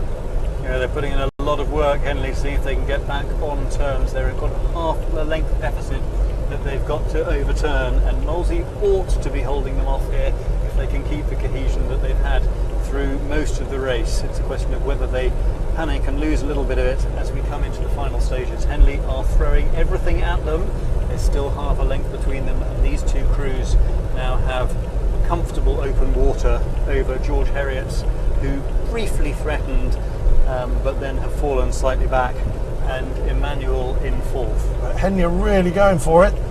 This race isn't over yet. There's only a few strokes to go, but Henley have thrown everything, and Molesey beginning to panic a little bit. Can they hold on? It's neck and neck. Yeah, no, I think Molesey have responded. They've woken up to the challenge from Henley. Molesey are going to do it, and they've crossed the line ahead of Henley. Boy, that was a close one for them. Well done, Molesey. Henley second, and in third place over on the far side, it's going to be St Peter's School Boat Club in third place. So that's the B final. The A final is underway, and I'm going to pass you straight over for commentary on the race. Have you told them we're ready? We are ready, and we're on when we're live, so we just got the nod from the tower. So the 4's Cup, lane 2 Dulwich College, lane 3 Hinckley Sculling School, lane 4 Reading Bluecoats, lane 5 Westminster School, lane 6 Aberdeen School Rowing Association, and lane 7 St Peter's. And we're just gone past the 7:50 mark, and since the word go, Hinckley have been in the lead, haven't they, Robert? They certainly have. A good strong performance from Hinckley. Not one of the strongest contenders at national schools, so it's excellent to see this Oxford-based sculling school taking a third of a length lead ahead of Westminster, who I think must break the current record for the number of coaches on bicycles following in the peloton. And these two 4s have just taken about 3/4 of a length lead ahead of a very tight battle between St Peter's, Aberdeen and Reading Bluecoat. Only Dulwich slightly falling back on the spectators' side, about half a length astern of the leading 5. So 1,000 metres gone halfway. We seem to have Westminster and Hinckley dead bow ball level there, and the real fight here, I think, is going to be for all of the places, as Dulwich College have just been in a bit of a spurt. But I'd say Westminster and Hinckley stroke for stroke. Then second place we also have Reading Bluecoat School and Aberdeen Schools Rowing Association battling out for that third spot, and fourth and fifth, still not out of it, are Dulwich and St Peter's. But what a great show of Cox 4 rowing here by these schoolboys. So maybe it's that they're the leftover 4 from their first 8s. Maybe it's they haven't quite got enough to make a first 8 for today's racing. But it's great to see them battling it out. And this is an absolute fantastic row. Hinckley and Westminster keeping each other stroke for stroke. And again, going back to Reading Bluecoat School and Aberdeen School Rowing Association, there are 4 boats here, I think, that are contesting for medals, even though Dulwich and St Peter's aren't out of it. And there's going to be 3 unhappy boatloads of boys here, I think, Robert, aren't there? Well, you say Dulwich not out of it. I'd sort of dismissed them about 500 metres back, but they've come back into contention potentially, because they've still got some 800 metres of this course remaining.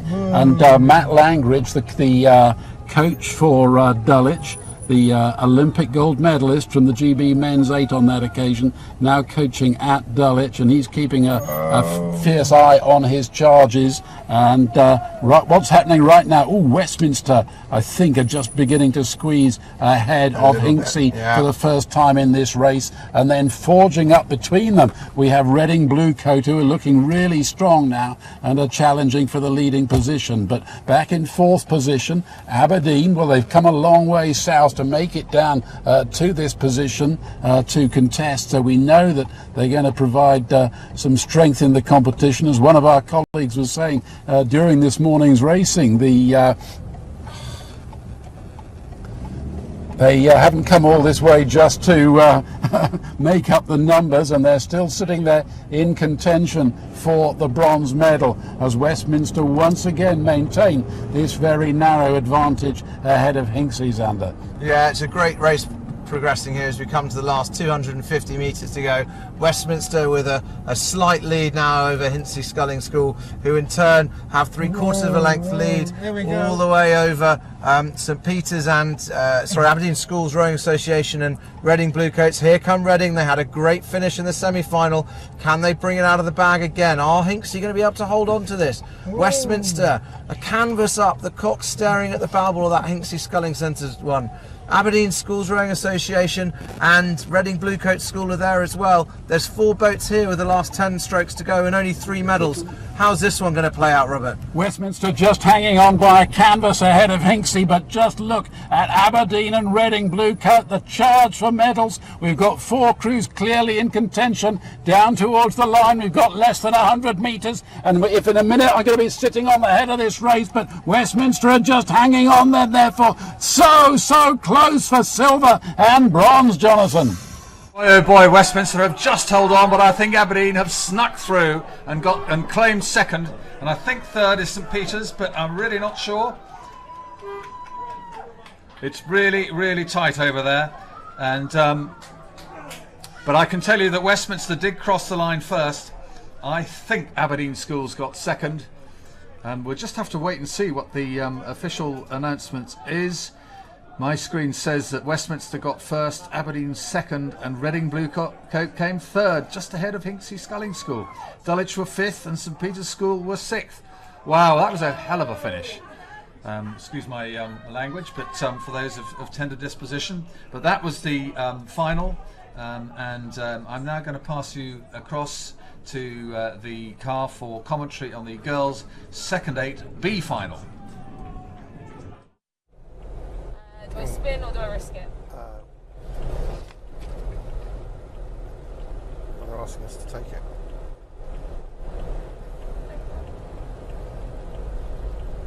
I can tell you that the race has started.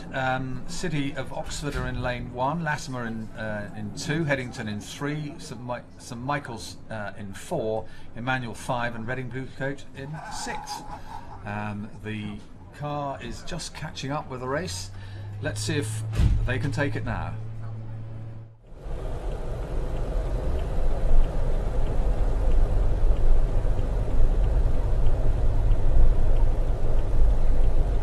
So as we're just getting in position so we can follow this race, the B final of the Championship Girls 8s and second 8s.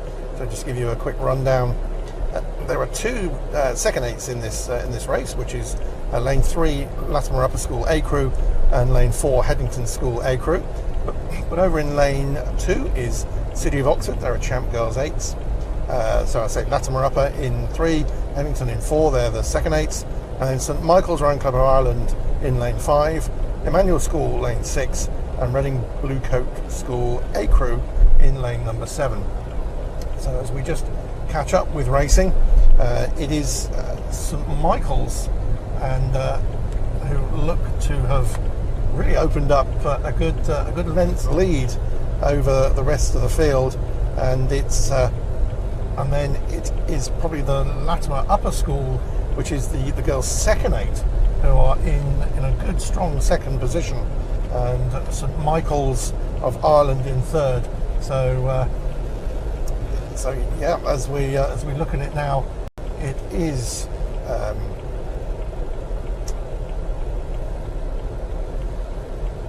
in lane number. I'm just trying to pick out the right lane number.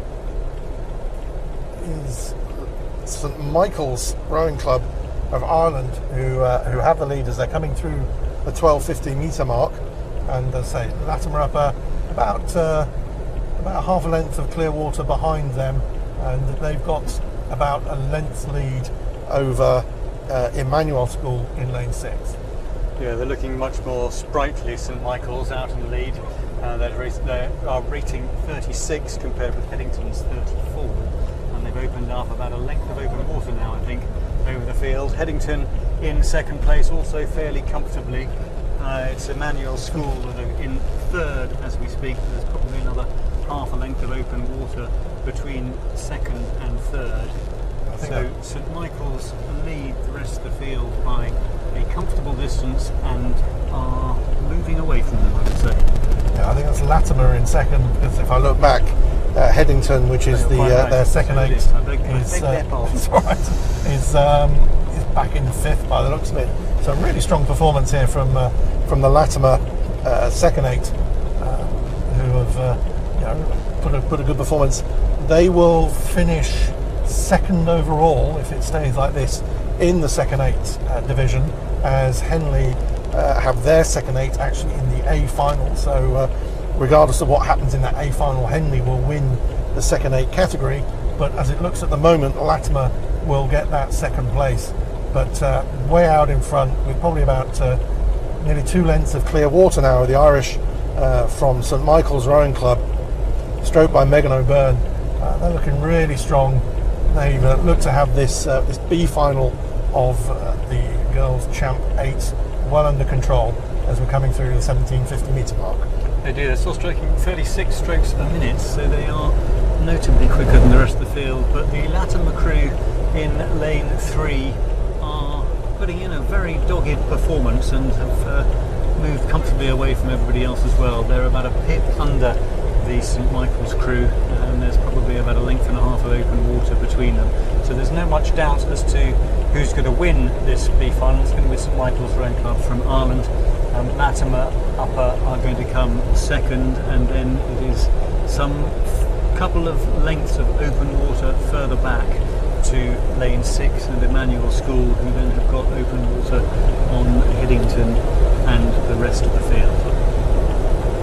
Well, thank you, Mark and Daniel, and there they are, the winners of the B final. It's St Michael's from Ireland, crossing the line with some 2 lengths clear water from Latimer Upper School over on in lane number 3 in second place, and third place is going to be stolen by Emmanuel School. In fourth place, it's the girls from Headington, that's the B crew, and in fifth place, Reading, and sixth, City of Oxford. So that was the B final, and we'll have the A final in a little while, but they're not on the start yet. At least they haven't started, I don't think. I'll just confirm the race result. Well, I was going to confirm the race result, but my screen has gone haywire. No, there we are. St Michael's crossed first in 6:53, in second in 7 minutes and 1 second, Latimer Upper School. Emmanuel School were third in 7:09, Headington fourth in 7:16, Reading Bluecoat fifth in 7 minutes 20, and in sixth place, the City of Oxford Rowing Club in sixth place. So that was the B final, as I say. We're just waiting for the A final to get started. I think it probably has started. So I'm going to pass you over for live commentary. The A final of Championship Girls 8s, and we've got an 8-boat lineup, including Henley's second crew in lane 1.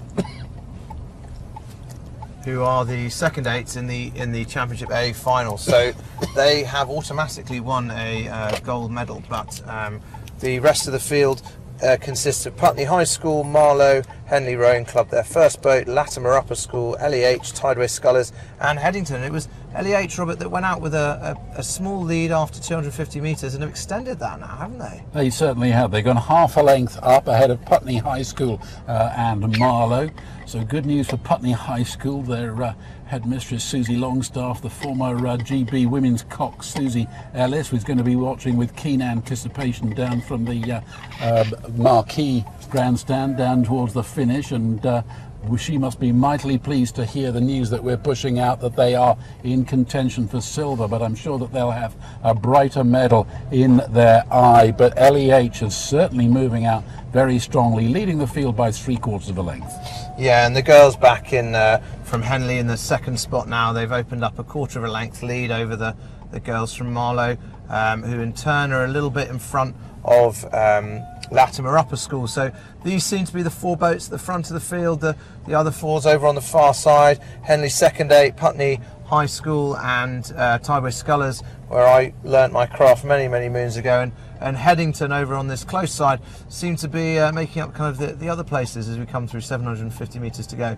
Having said that, Tideway Scullers and Headington have put in a bit of a push, got back that overlap to Latimer Upper, who are currently sitting in 4th spot, to less than half a length. So I don't think we're going to get many people dropping out of the back of this race. Even on the far side, as Robert was talking about, Putney High School and Henley's second 8 are having a great race. Still out of the front though, LEH. Marlow gone for a big push now as we move past one of the intermediate bridges here on this 2,000 metre Olympic lake, and Marlow now really challenging the Henley first boat for the silver medal slot, but still LEH hanging on to the lead by 3/4 of a length, but really having to work at it. They a pip or so higher than the rest of the field because they know that there's still a lot of fight left in the rest of the field. Bags of water still to make a challenge, and in fact it's Henley who are now making a move. Henley have narrowed LEH's lead to just half a length under. 1,000 metres gone. LEH lead Henley, lead Marlow, who lead Latimer Upper, Tideway Scullers School, followed by Headington School. So normally the champions anointed before they even started the race. Different story this year. Putney High School and Henley Second 8 are on the far left hand side over by the tents. LEH have responded to Henley, who made that little push. Marlow are just coming back at them as well, still holding that a quarter of a length down on Henley in that silver medal spot. Latimer Upper are not going away though, however. These 4 boats with Tideway Scullers and maybe even Headington as we come into 750 metres to go. I think LEH might be a bit too much of a shout for these girls at the back of the crew, but certainly 2nd, 3rd and 4th and 5th places all up for grabs, all important for Henley women's qualification coming up. Henley have gone for another push. You're right, Xander. LEH saw off that initial challenge, but there's bags of fight left in the Henley girls now, who've gone half a length up on Marlow, the 4th place crew. Back is Latimer, still in contention for a medal. Then back in 5th place, Scullers could still squeeze it home because there's just 550 metres left, and that 3/4 of a length lead from LEH remaining the same. They've taken the rate up. They've gone up another pip. They want to stave off any late challenge that Henley might make, but Henley's still staying half a length up on Marlow. Yeah, the Cox and the LEH boat, just taking a quick glance across, she can see the bow ball and the number of Henley. If she looked across now, she'd be able to see the bow girl, so they are really coming for them, coming early. Is she going to hold her troops? Is she going to hold her boat a little bit longer, a couple more strokes before they really push for the end? LEH have really gone for a push. Just look at that. There in we about go. 5 strokes they went up by 2 of the rowers, and the Cox in the LEH boat now level with the bow ball. Oh, this is confident stuff from LEH. 300 metres remaining. Henley still looking strong though in the silver medal slot. Here come Marlow on the far right hand side. I can see their bow ball pushing through the 4-man, the 4-lady, now going through the 3-lady. Are they going to come and upset Henley? Have Henley given too much too soon? 250 metres to go. Marlow have just dropped Latimer Upper a little bit. They're still 1/3 of a length off. This is great racing from these schoolgirls. What a fantastic end to this Championship Girls 8th season, or the culmination of which has one more significant race to run. LEH maintain their 3/4 to a length lead. I think they're going to just have to navigate the last 10 or 15 strokes to come out with this gold medal today, with Henley pushing on hard. Marlow are really pushing, trying to get their hands on that silver medal. Are they going to run out of water here, Robert? Yeah, it's far too little too late now. Inside the last 100 metres, LEH hang on for gold, and another push. Up goes the rate for Henley to stay in that silver medal slot ahead of bronze for Marlow. That's impressive stuff at the front of the field. You can see the LEH Cox absolutely exultant. LEH have won that happily, very happily indeed for them. Beaten Henley by half a length. Great Marlow finishing fast, but they couldn't quite get into 2nd place. But LEH, impressive performance, really impressive performance from LEH. Henley were not to be shaken off, but they came 2nd, and then Marlow were 3rd. That was a cracking race for the Girls' Championship 8s, and slightly slower pace now. We're moving over to Girls' Championship Single Sculls. We've got the B final on the course, and I'm going to pass you over to the car and they'll tell you all about it. Coming through 250 metre mark in this, the B final of the Championship Girls Single Sculls. Give you a roll call. This is an 8 sculler final. Great sight to see all these scullers ranged across the lake. In lane 1 is Hazel Wake of Yarm School. Lane 2, Lily Abbott of Kingston Grammar School A. In lane 3 is Megan Hewison of Aberdeen Schools Rowing Association. Lane 4 is Anna Buchanan of Glasgow Academy. Lane 5 is Ella Iode of Sir William Perkins School. Lane 6, Ella Stanhope of Warrington. Lane 7, Sasha Halsey of Thames. And in lane number 8, closest to the camera, is Amelia Moole of Sudbury Rowing Club. So as I look across, it is in lane number 4, that's Anna Buchanan, isn't it, of Glasgow Academy, has opened up a lead of just a just over a length. She's just opened up a little bit of clear water over Ella Stanhope of Warrington, who's in lane number 6, and then in third position in lane number 3 looks to be Megan Hewison of Aberdeen Schools. But still early days in this, the B final of the Champ Girls Single Sculls, and as anyone who's watched Single Sculls racing knows, a lot can change over the course of 2,000 metres, and just because you've got a clear lead at 750 or at 1,000 doesn't necessarily mean you're going to hold on to that lead. It's a lonely world as a single sculler. You definitely have to race your own race plan, be confident with your own ability and your own strength and your skills, row your own race, and then really look to see where you're at 1,500 and then turn the afterburners on. But a good race developing here with Anna Buchanan of Glasgow Academy out in front. Yeah, Amelia Moore from Sudbury, who's in lane 8, has made a bit of a move to move into third place. So at the moment 1, 2 and 3 are Anna Buchanan in lane 4 and Ella Stanhope from Warrington, who has closed the gap a little bit on Anna. And then in third place in lane 8 is Amelia Moore from Sudbury. But as you say, Daniel, a lot can change in this, and it looks to me as if Ella Stanhope from Warrington is moving very slowly on Anna Buchanan, which is to say that she's not moving the boat slowly at all. She's moving the boat quite quickly, and she's making slow inroads into Anna Buchanan's lead. The lead was over a length, and it's now down to about half a length as we come through halfway. Anna Buchanan of Glasgow Academy is still in the lead, but it is only now by a canvas or so. Ella Stanhope of Warrington is moving through her slowly but surely. Amelia Moore of Sudbury holds on to third place in lane 8, just ahead by the smallest of margins of Lily Abbott from Kingston Grammar School in lane 2.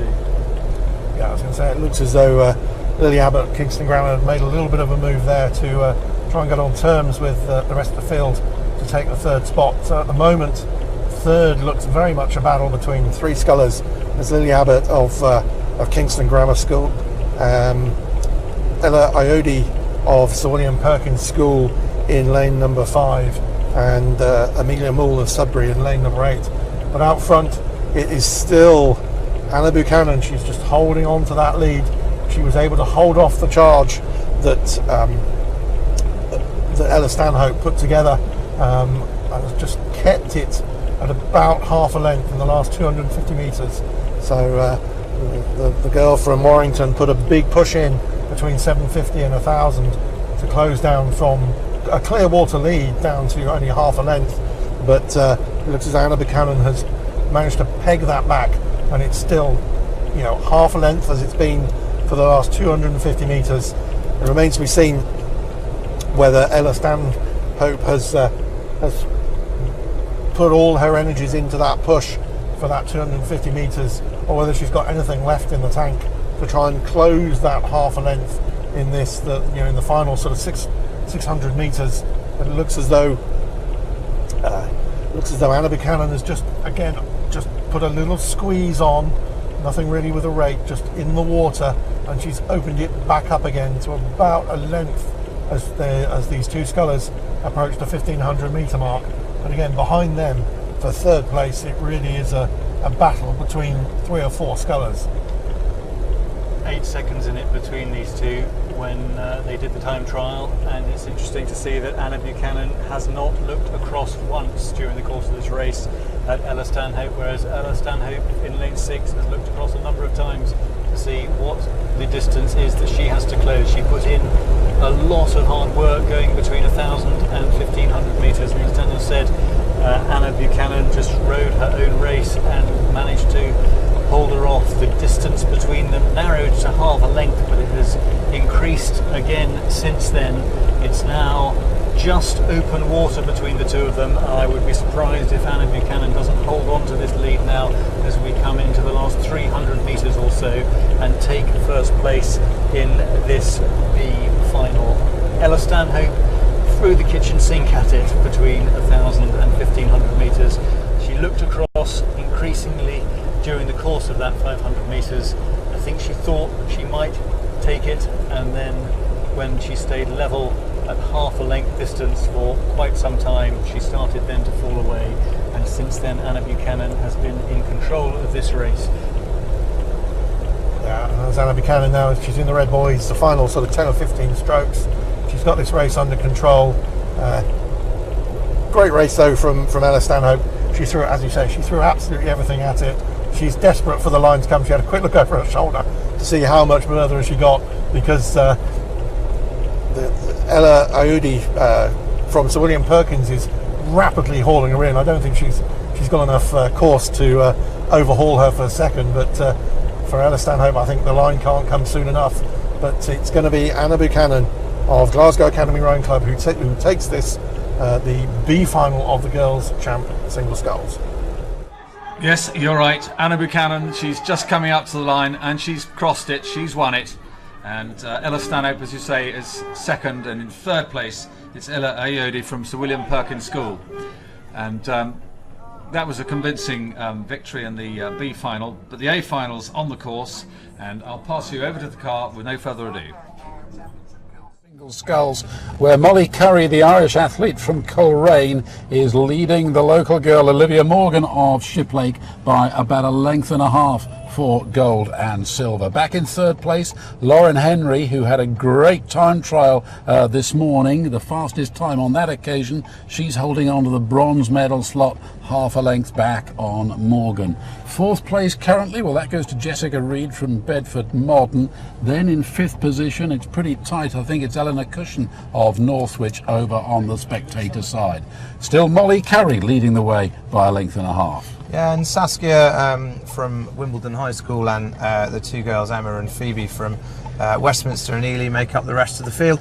But really out the front of the field, Molly's been out the front with clear water for a long time.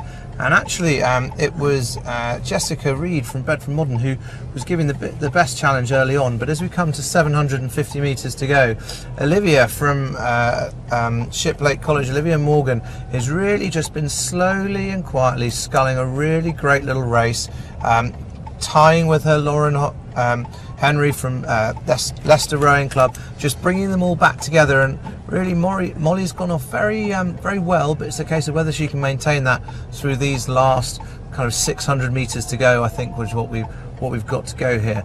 A nice little tailwind, as you can see the flaps just flapping, not too strong or too much of a distraction, but just whipping the boats along, making sure they hold on to those finishes. And Olivia Morgan from Shiplake College has just put in a really good spurt, and I think that might actually be in response to Lauren Henry's little spurt, which has brought them up to overlap with Molly.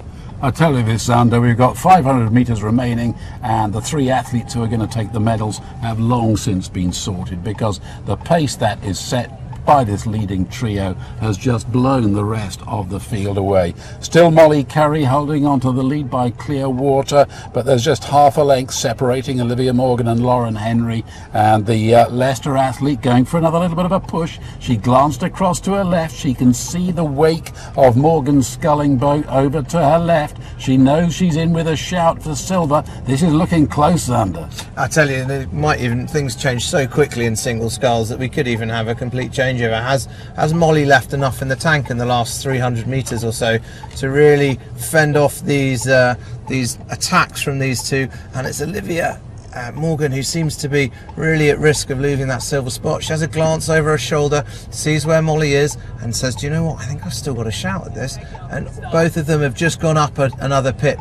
They're still not giving up on that gold medal. If you were in their heads, you'd know this, I can still win this, and they definitely can. Here comes Lauren, here comes Olivia. Can Molly hold them off with 250 metres to go? We're inside the last 250. Lauren Henry has just about drawn level with Olivia Morgan for silver and bronze, but Molly Curry really working it so hard. She's still hanging on to a clear water lead with 150 metres remaining here in the Championship Girls Single Sculls. And here comes another charge from Henry and Morgan. They really are going to try and close that gap. but Curry is seeing them off, and still it's Olivia Morgan for Shiplake. This is great news for our fellow commentator Greg Davis, the Shiplake headmaster, in his final term, and here he is right alongside, watching There's girls go, but I think Lauren has just pulled that back from Leicester. It's going to pass over the tower. It's too close to call. Yeah, well, Xander, I think you may be right, but Molly Curry is no doubting the fact that she's won. Molly has not. Molly has won it, but Lauren Henry has come through and gained silver from Olivia Morgan. It was all too much for Olivia, but no doubting the fact that Molly Curry from Coleraine Grammar School in Ireland has won the Championship Girls Single Sculls, and in second place the fast finishing Lauren Henry, and in third place Olivia Morgan from Shiplake College. So that was the 1, 2, 3 of the Championship Girls Single Sculls. Cracking race at the end, and well-deserved winner. Well done, Molly Curry. But our next race is the Championship 8s and or non-Championship 8s, and over to the car. Championship and non-Championship 8s. So this is a 4-boat race. In lane number 3, we've got Canterbury. Lane number 4, Bedford Modern School A crew. Lane number 5, Reading Blue Coat School A crew, and in lane number 6, Grange School. So this is the, let's say, the D final. So these are all non-Championship 8 crews. So as we approach the 1,000 metre mark, we're about 900 metres in. It is Canterbury who have a lead of only about canvas, maybe a third of a length at most, over Reading Blue Coat School, who have a few feet at most over Bedford Modern School, and it's really only Grange School who are beginning to drop off. They're about a length back. So a great race developing here in this D final, and it's, as I say, Canterbury who've just got their bows in front, but not by an awful lot, and a really good race beginning to develop here.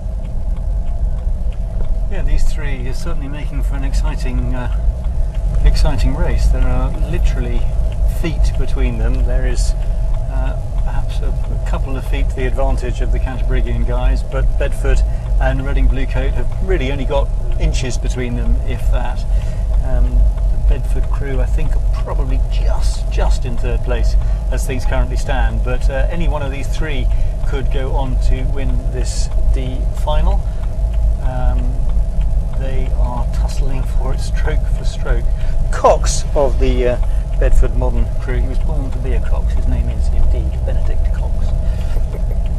So as we've gone through the 1250 metre mark, it's still Canterbury who have that third of a length lead, maybe a canvas lead at most, with Reading Blue Coat School just having a few feet now over Bedford Modern, but really there's not a lot to choose between these three crews, only no more than a third or half a length between all three of them. So a great race developing as we're approaching the 1500 metre mark. A good final sprint in prospect for these three crews. As I say, it's only really Grange School who'd just dropped back a little bit. They're about a length of clear water behind. Hard race for them in the sense of a race of their own, as they're a good 6 or 7 seconds behind what's going on up at front. But as we're coming through the 1500 metre mark, it looks like Reading Blue Coat School have put a bit of a push on.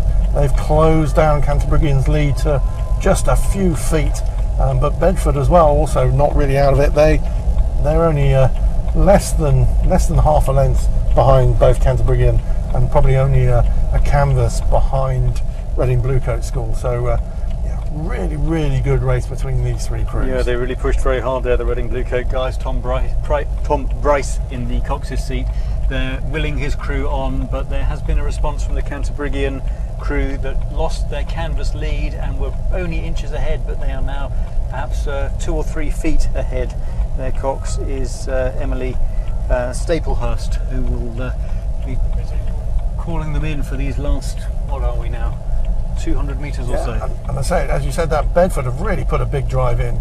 They've pulled ahead of Reading Blue Coat, and they're now only 2 feet down on Canterbury. Have they got the sprint right? Can they row down Canterbury and take this win? It's going to be bow ball to bow ball. It's a coming hell of a through finish. to the finish. Great finish in this D final. I think Bedford are going to come through and take it. Yeah, they're going Bedford to take have it just by got a their matter lead. of inches. Great race between all three of these crews. 4 or 5 strokes left, and perhaps a foot in it now with Bedford coming through. Well, I think you may be right, Mark. I think Bedford look as though they've made it just, my goodness me, from Reading Bluecoat and Canterbridgean. But yeah, what a race for the last two last spots in that race. So that was the D final. The C final's on course, and there's a car with it. So over to them. They'll tell you all about it. So you take us at the C final for the championship, non-championship 8s. In lane 1 we have Moncton Combe, in lane 2 we have Canford, in lane 3 we have St Joseph's College, lane 4 Winchester, lane 5 we have Bedford School, lane 6 Bryanston, lane 7 King's School Canterbury, my alma mater. There will be biased, I do apologise. And in lane 8 we have Clare's Court. So 500 metres to go, and I can say with truth, and Robert can verify, that Kings did cross the 500 metre mark first. They are being closely followed by the rowers from Bedford School in the middle there, and then in third spot over on the far side we have Canford, the alma mater of the great Peter Hanlon, sitting somewhere in a commentary box. Yeah, you're absolutely right. I've got to give it to you at the moment in this relatively early stage, Xander. Kings Canterbury have that narrow lead up on Bedford, then in third place Canford, but good strong performance by Bryanston. They must have been mightily disappointed as the only Championship 8 to have missed qualification for the higher round, so they've ended up in this C final trying to hold their own against non-championship crews on either side. 750 metres gone. Kings Canterbury now being pressurised very hard indeed by Bedford. Yeah, it's a good push going on there through the middle of Bedford. They're a little bit longer, their blades are getting in a little bit quicker, so you can see here they're just eating up that lead. Now the question is, everyone's gone off pretty fast here. Can they maintain the rate through the rest of this 1100 metres or so to go? Bryanston still in there in that fourth spot, just over Canford on the far side in lane 2, and completely not out of it as well, St Joseph's College and Winchester, who we've not mentioned. There's no more than about a length and a half between these first 6 boats. Clare's Court and Moncton Combe are just sadly a little bit out of the back of this one, but there really is a lot to play for here, with probably only half a length separating 5 boats here as we cross the halfway point. And I think just as we say that, Bedford have just snuck their nose in front. Kings Canterbury in that second place, and just coming up on the outside of Bedford, Winchester College have made a really great move. Bryanston being dragged with them in that fourth place there, and then over on the far side Canford just slipping back down into 5th. Well, this may only be the C final in Championship 8, but we have got such a closely packed field. There can't be more than about 3/4 of a length separating the 6 leading contenders. Only Moncton Combe on the spectator side, Clare's Court on the island side relatively out of contention. And if Bedford thought that they were going to move away at the head of the field in clearly in confident position, then it's Winchester who are now pressurising them hard with 750 metres to go. We're 2/3 of the way into this course, and there's still everything to play for. Yeah, and here come Bryanston and St Joseph's College over there on the far side as well. They've just overhauled Canford. They're making a move. Bryanston and St Joseph's are pretty much stroke for stroke. It is bow ball for bow ball at the front, with Bedford and Winchester just poking their nose out in front to take the lead for the first time in this race. And St Joseph's College are just coming through as well. Not quite overhauled Kings Canterbury yet, but they've gone through Bryanston. Bryanston hopefully have got a really big finish coming up here, otherwise they're going to get left off the back of this little tight race as we come in with 500 metres to go. What have my alma mater Kings Canterbury got left in them? It would be great if they could snatch themselves a higher up position as possible. This is a C final, so no real medals at stake, as there are non-championship boats in the A final and B final up ahead. So Winchester College now have a commanding lead as we go past the water tanks. Yeah, these 8 crews racing for places 13 to 20 overall in the competition today, but Winchester, after that narrow lead, really have extended it. They haven't significantly raised the rate, but their length in the water and the cleanliness of their finishes is just sending that boat away so strongly. They are now leading St Joseph's by 2/3 of a length. St Joseph's in turn have about 1/3 of a length advantage ahead of Bryanston, Kings Canterbury and the early leaders from from Bedford. Bedford 250 metres to go, and it's still half a length for Winchester. Yeah, Bedford have really dropped off the pace here. Bryanston have just snuck up and have just snuck into that third spot, just overtaking King's Canterbury. They've been very long, very strong, and not really done a huge amount, but they've just stuck with it, and they've had a really stonking rate that just seems to have propelled them up into that kind of third spot now. But King's Canterbury are pushing back. They seem to have a bit of a finish in them. Bedford really have fallen off the pace, and so have Canford, Clares Court, and Monkton Combe over on the far side. Winchester College being challenged now by St Joseph's. St Joseph's really off the pace for the first half of the race, over to the tower to call it in the end. Well, you're right, Xander, because Winchester College have got it. St Joseph's are going to be second, and I'm afraid King's Canterbury won't quite make it into third, because that has been taken by the crew from Bryanston. So well done, Winchester. They crossed the line first. St Joseph's were second, Bryanston were third, King's Canterbury fourth, Bedford School fifth, Canford sixth, Monkton Combe seventh, and Clares Court were in eighth position. And that's what it's all about, isn't it? You've got sort of pretty evenly matched crews racing side by side. Very exciting. But Winchester hung on. They won in 6:07. 1.6 seconds behind them were St Joseph's, and Bryanston 2.8 seconds behind them in third. King's Canterbury fourth. Bedford in fifth. And so there we have it. But the next race is the B final now of the Championship 8s and non-Championship 8s. They haven't yet started. Of course, these are the fastest boat classes of the day, as you would expect. And in this B final, we've got 8 boats. It's St George's College, A Crew, Hampton, King's Chester, Abingdon, Westminster School, Latimer Upper, Norwich, and Pangbourne College. We'll have a bit of. Yeah, I can see that they've started. So over to the car. Gold and silver in non-championship, aren't they? Yeah.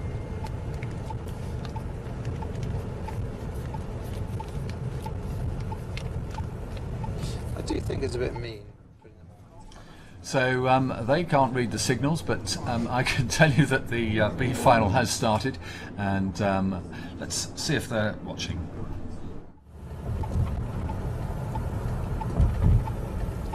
Enniskillen, Monmouth, Shrewsbury, Eton, Radley, Shiplake. The St George's College, which is a non-champ 8 crew. Lane 2, Hampton School. Lane 3, King's School, Chester. Lane 4, Abingdon School. Lane 5, Westminster School. Lane 6, Latimer Upper School. Lane 7, Norwich School, who are a non-champ 8. And in Lane 8, Pangbourne College, who are also a non-champ 8 crew. So as we're coming through the 500 metre mark, it is Westminster who just have their bows in front ahead of Abingdon, which is perhaps, not too surprising that these two crews are just beginning to open up the lead. I think Abingdon would have been really disappointed to have missed out on that A final spot. They were just edged out for the second year running. They've missed out on the A final. And I say, as an old Abingdonian, wearing my old Abingdonians tie, I'd rather see them in the A final than the B final, but it's good to see them racing. And then closest to the camera in lane 8, Pangbourne, looking really strong actually. They're holding a good third place at the moment in this race, which would actually make them the leading non-champ crew in this event. Whoever of the non-champ 8s finishes highest in this event will finish third overall in that event, as there are 2 non-champ 8s in the A final. A bit complicated, but I'm sure it'll work out. So, as coming through, we're about 1250, sorry, just approaching the 1,000 metre mark, I should say. It is Westminster School who've got about a canvas lead over Abingdon, and Pangbourne also only a few feet behind. Good race developing here. Yeah, it's Pangbourne that have impressed me most, I have to say, during the course of this race so far. If they can hold on to this sort of performance through the second half of the course, they will have done extremely well. Westminster have opened up about half a length now lead over Abingdon, but Pangbourne here closest to us. They look extremely well connected and solid through the water. Whether they've got the power to hold on through the second half of the course remains to be seen. Westminster are moving very, very slowly away from Abingdon, who maintain second place, and then just coming through are that's Latimer Upper, who have made a bit of a move to put themselves in the mix in lane 6, and King's Chester as well across over in lane 3. Westminster about 3/4 of a length, maybe 2/3 of a length really ahead of Abingdon, and Pangbourne in third place, perhaps half a length down on Abingdon. So that's the 1, 2, 3 at the moment. Westminster maintaining a lead over Abingdon, but anything could happen for places 2, 3 and 4 as things stand. Yeah, it's a great race, and it's telling actually that looking at some of the crews in this, the B final, you've got Westminster, Abingdon, Pangbourne, Hampton. They're all former winners of this event, former gold medalists of this event. So it's just shows how things have developed in school rowing. That former champions are struggling or relegated to the B final, but it is the battle of the cerise crews. As an Abingdonian, we don't call it pink, it is cerise. It is Westminster who have opened up, I'd say, about half a length lead over Abingdon, and Abingdon themselves have about 3/4 of a length over Pangbourne, and also King's School Chester beginning to show quite a strong battle for third. They're pretty much neck and neck with Pangbourne for that third spot, but out front as we're approaching the 1750 metre mark, it is Westminster School by about half a length over Abingdon, with King's School Chester and Pangbourne about 3/4 of a length further back. Yeah, I'd be surprised if the first 2 places change in the last 250 metres of this race, but there is all to play for to take third place in this race. King's Chester over in lane 3 and Pangbourne in lane 8 are fighting it out for third place. King's Chester, I think, just have the advantage at the moment, but it's really on a stroke by stroke cycle basis as to whether the bow ball just edges in front or not. Westminster taking their rate up, are taking it home to win this B final. They're going to win it ahead of Abingdon, and then just neck and neck still Pangbourne and King's Chester for the third place.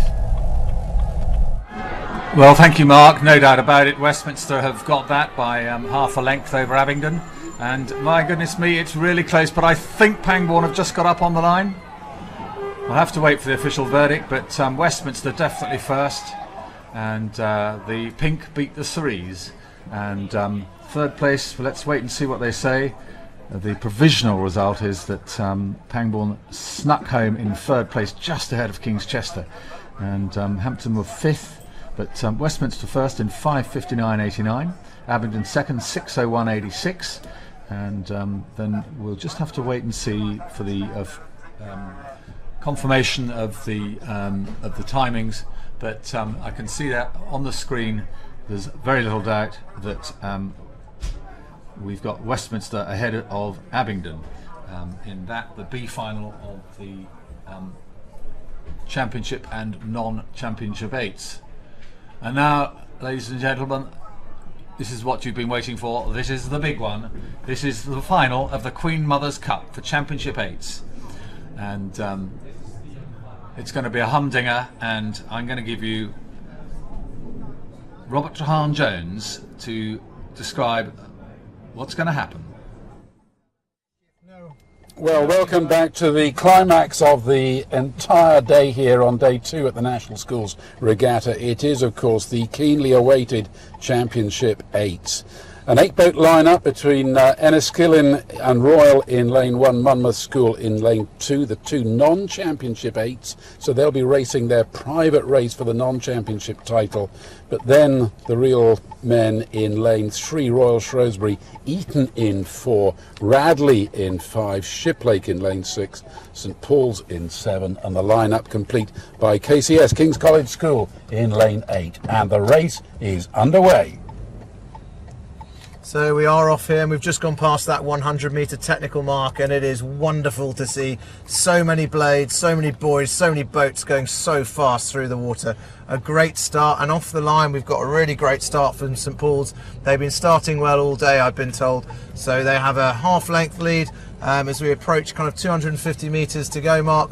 They're still all in their race wind-up, so they'll be just about to stride out, lengthening out. So St Paul's lead the rest of the field. And we have a few bikes in the way here, so we're not able to actually get on the front, so they're getting out of our way with a nice little toot to the horn. Eton College moving through the field a little bit. They put in a bit of a spurt. Shrewsbury in second and third place with them. Radley College in fourth. St Paul's still lead the field with a canvas lead. St Paul's looking very strong indeed. They've front-loaded this race. They've gone off very hard, but over on the island side, actually, it's Royal Shrewsbury School who squeezed through into second place for the first time in this race, marginally ahead of Eton. Radley hanging on to fourth position after 500, half a length up on Shiplake. The race within a race over on the far tented side. Monmouth School have a half-length lead over Enniskillen. They will be fighting it out for that Charles Beale trophy over there. One half a length separate those two. Back to the front of the field in the championship, the Queen Mother's Cup. We have St Paul's School with a 2/3 of a length lead now over Shrewsbury. Eton College have just been overtaken by Radley as well. Now, just remind you that with all of this action, we are only 750 metres in. Through the 750 metre mark, St Paul's maintain their lead. The amount of jostling for position going on amongst the tail enders after 750. 1 minute, one crew's in the lead, then another overhauls them, but 3/4 of a length in the advantage. It is St Paul's who appear to be taking it away now, and they've just kicked in very hard indeed, trying to break themselves clear of the field by clear water as we come up to the intermediate timing bridge after 800 metres, and St Paul's looking so strong. They always were one of the favourites for this title. Can they use the second half to good effect, because we are coming up to that all-important halfway marker. That's the key point where crews in the lead want to kick in and try and open up a clear advantage, and where the tail enders need to try and regain contact. There's the halfway point, and St Paul's have almost got clear water. And the stroke of the St Paul's boats just had a little look, had a nod at the cocks, and they've just put some strokes down and have just about squeezed out clear water. But here come Radley and on Shrewsbury, so they're going to fight to try and take that back. Greg Davis's Shiplake College, his last national school, is in charge of the school. They are just creeping into second or third spot. Shrewsbury seem to be fading away a little bit. We've been very quiet on Eton. They're still there. They're half a length down on these three boats. St Paul's now have just about eked out clear water on the rest of the field, and we can just see Shiplake College and Radley pulling away from Shrewsbury a little bit. Eton College being left off the back of it. King's College School Wimbledon not out of it. They've been overtaken there by Monmouth, who are leading out by 3/4 of a length on Enniskillen on their private little battle over on the far side for the Charles Beale trophy. And if we can just see if we can push through some of these bikes who are in the wrong spot on the road, we might be able to see where we are here. So Eton College still off the pace. Shrewsbury have been overtaken by Radley and Shiplake, and we have St Paul's having their lead being eaten into by the rest of these boats. Well, we were talking to the Shiplake headmaster, Greg Davis, up there on the start for this keenly anticipated race, and he was saying he just wondered whether his crew was going to gain a medal. Well, right now, ladies and gentlemen, they are in the silver medal position, marginally ahead of Radley for bronze, but over there on the far side, Shrewsbury still not out of the running, still in contention. 4 crews racing for 3 medals, and we are running out of time fast. 350 metres to go, and surely St Paul's have already done enough to stake their claim to the gold. So Shiplake College have just gone up a couple of pips. I've had Radley. Here comes Shrewsbury. They're not out of it yet. They have their sights on a medal of some colour. Eton aren't dropping back either. This is 5 boats here. St Paul's 3/4 of a length now. Here comes Shiplake College. Are they going to be able to take them? I'm not sure they've left themselves enough room. 250 metres to go. It's a third of a length lead now over Radley College, who in turn lead Shrewsbury School, who have about half a length lead over Eton College. Shiplake have kicked in. Oh, look at them go now. They've taken half a length off St Paul's. St Paul's responding. That's the gold and silver at the moment. Who's going to take bronze? Shrewsbury are level with Radley inside the last 150 metres. What a stunning climax to this day, ladies and gentlemen. St Paul's are hanging on in there because Shiplake are running out of water, but Greg Davis must be so pleased with this boy's performance. St Paul's lead the way home. Have just hung on. St Paul's have retained the Queen Mother's Cup. Shiplake a second, and I don't know whether it's Radley or don't know whether it's Shrewsbury who came fourth. Well done, fantastic. Bloody good job, Charlie. Well done. Wow, what a race, ladies and gentlemen. St Paul's have retained the Queen Mother's Cup for Championship 8s, and in second place, what a race from Shiplake College. They did their best.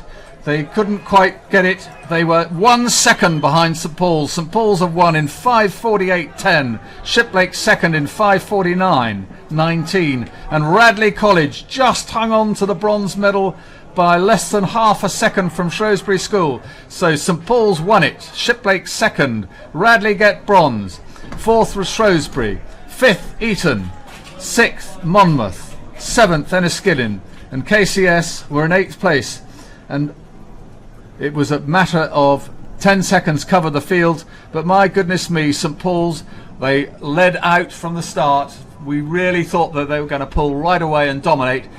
They didn't quite dominate totally, but my goodness me, Shiplake gave them a scare. But what an impressive race that was, so exciting. St Paul's have won, Shiplake second, and Radley College into 3rd place. Well, what a climax to a fantastic day's racing at the National Schools Regatta here at Eton Dorney Lake. And you've seen some fantastic racing, some really competitive racing. I hope you've all enjoyed it. We've got the prize ceremony for the Championship 8s taking place very shortly, when the crews manage to spin round, compose themselves, and get that long yearn for medal from the National Schools Regatta. But what a day's racing, ladies and gentlemen.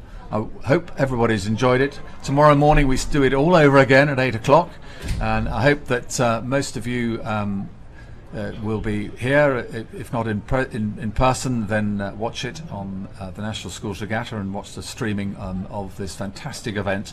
But ladies and gentlemen, that concludes racing for today, the second day of National Schools Regatta 2019, and worthy champions in the Queen Mother Cup for Championship 8s. It's St Paul's School retaining their title. That's a race that I won't forget for many a day, but St Paul's won it. Shiplake, my goodness me, they nearly did it for their retiring headmaster, Greg Davis. But St Paul's first, Shiplake second, and Radley in 3rd place.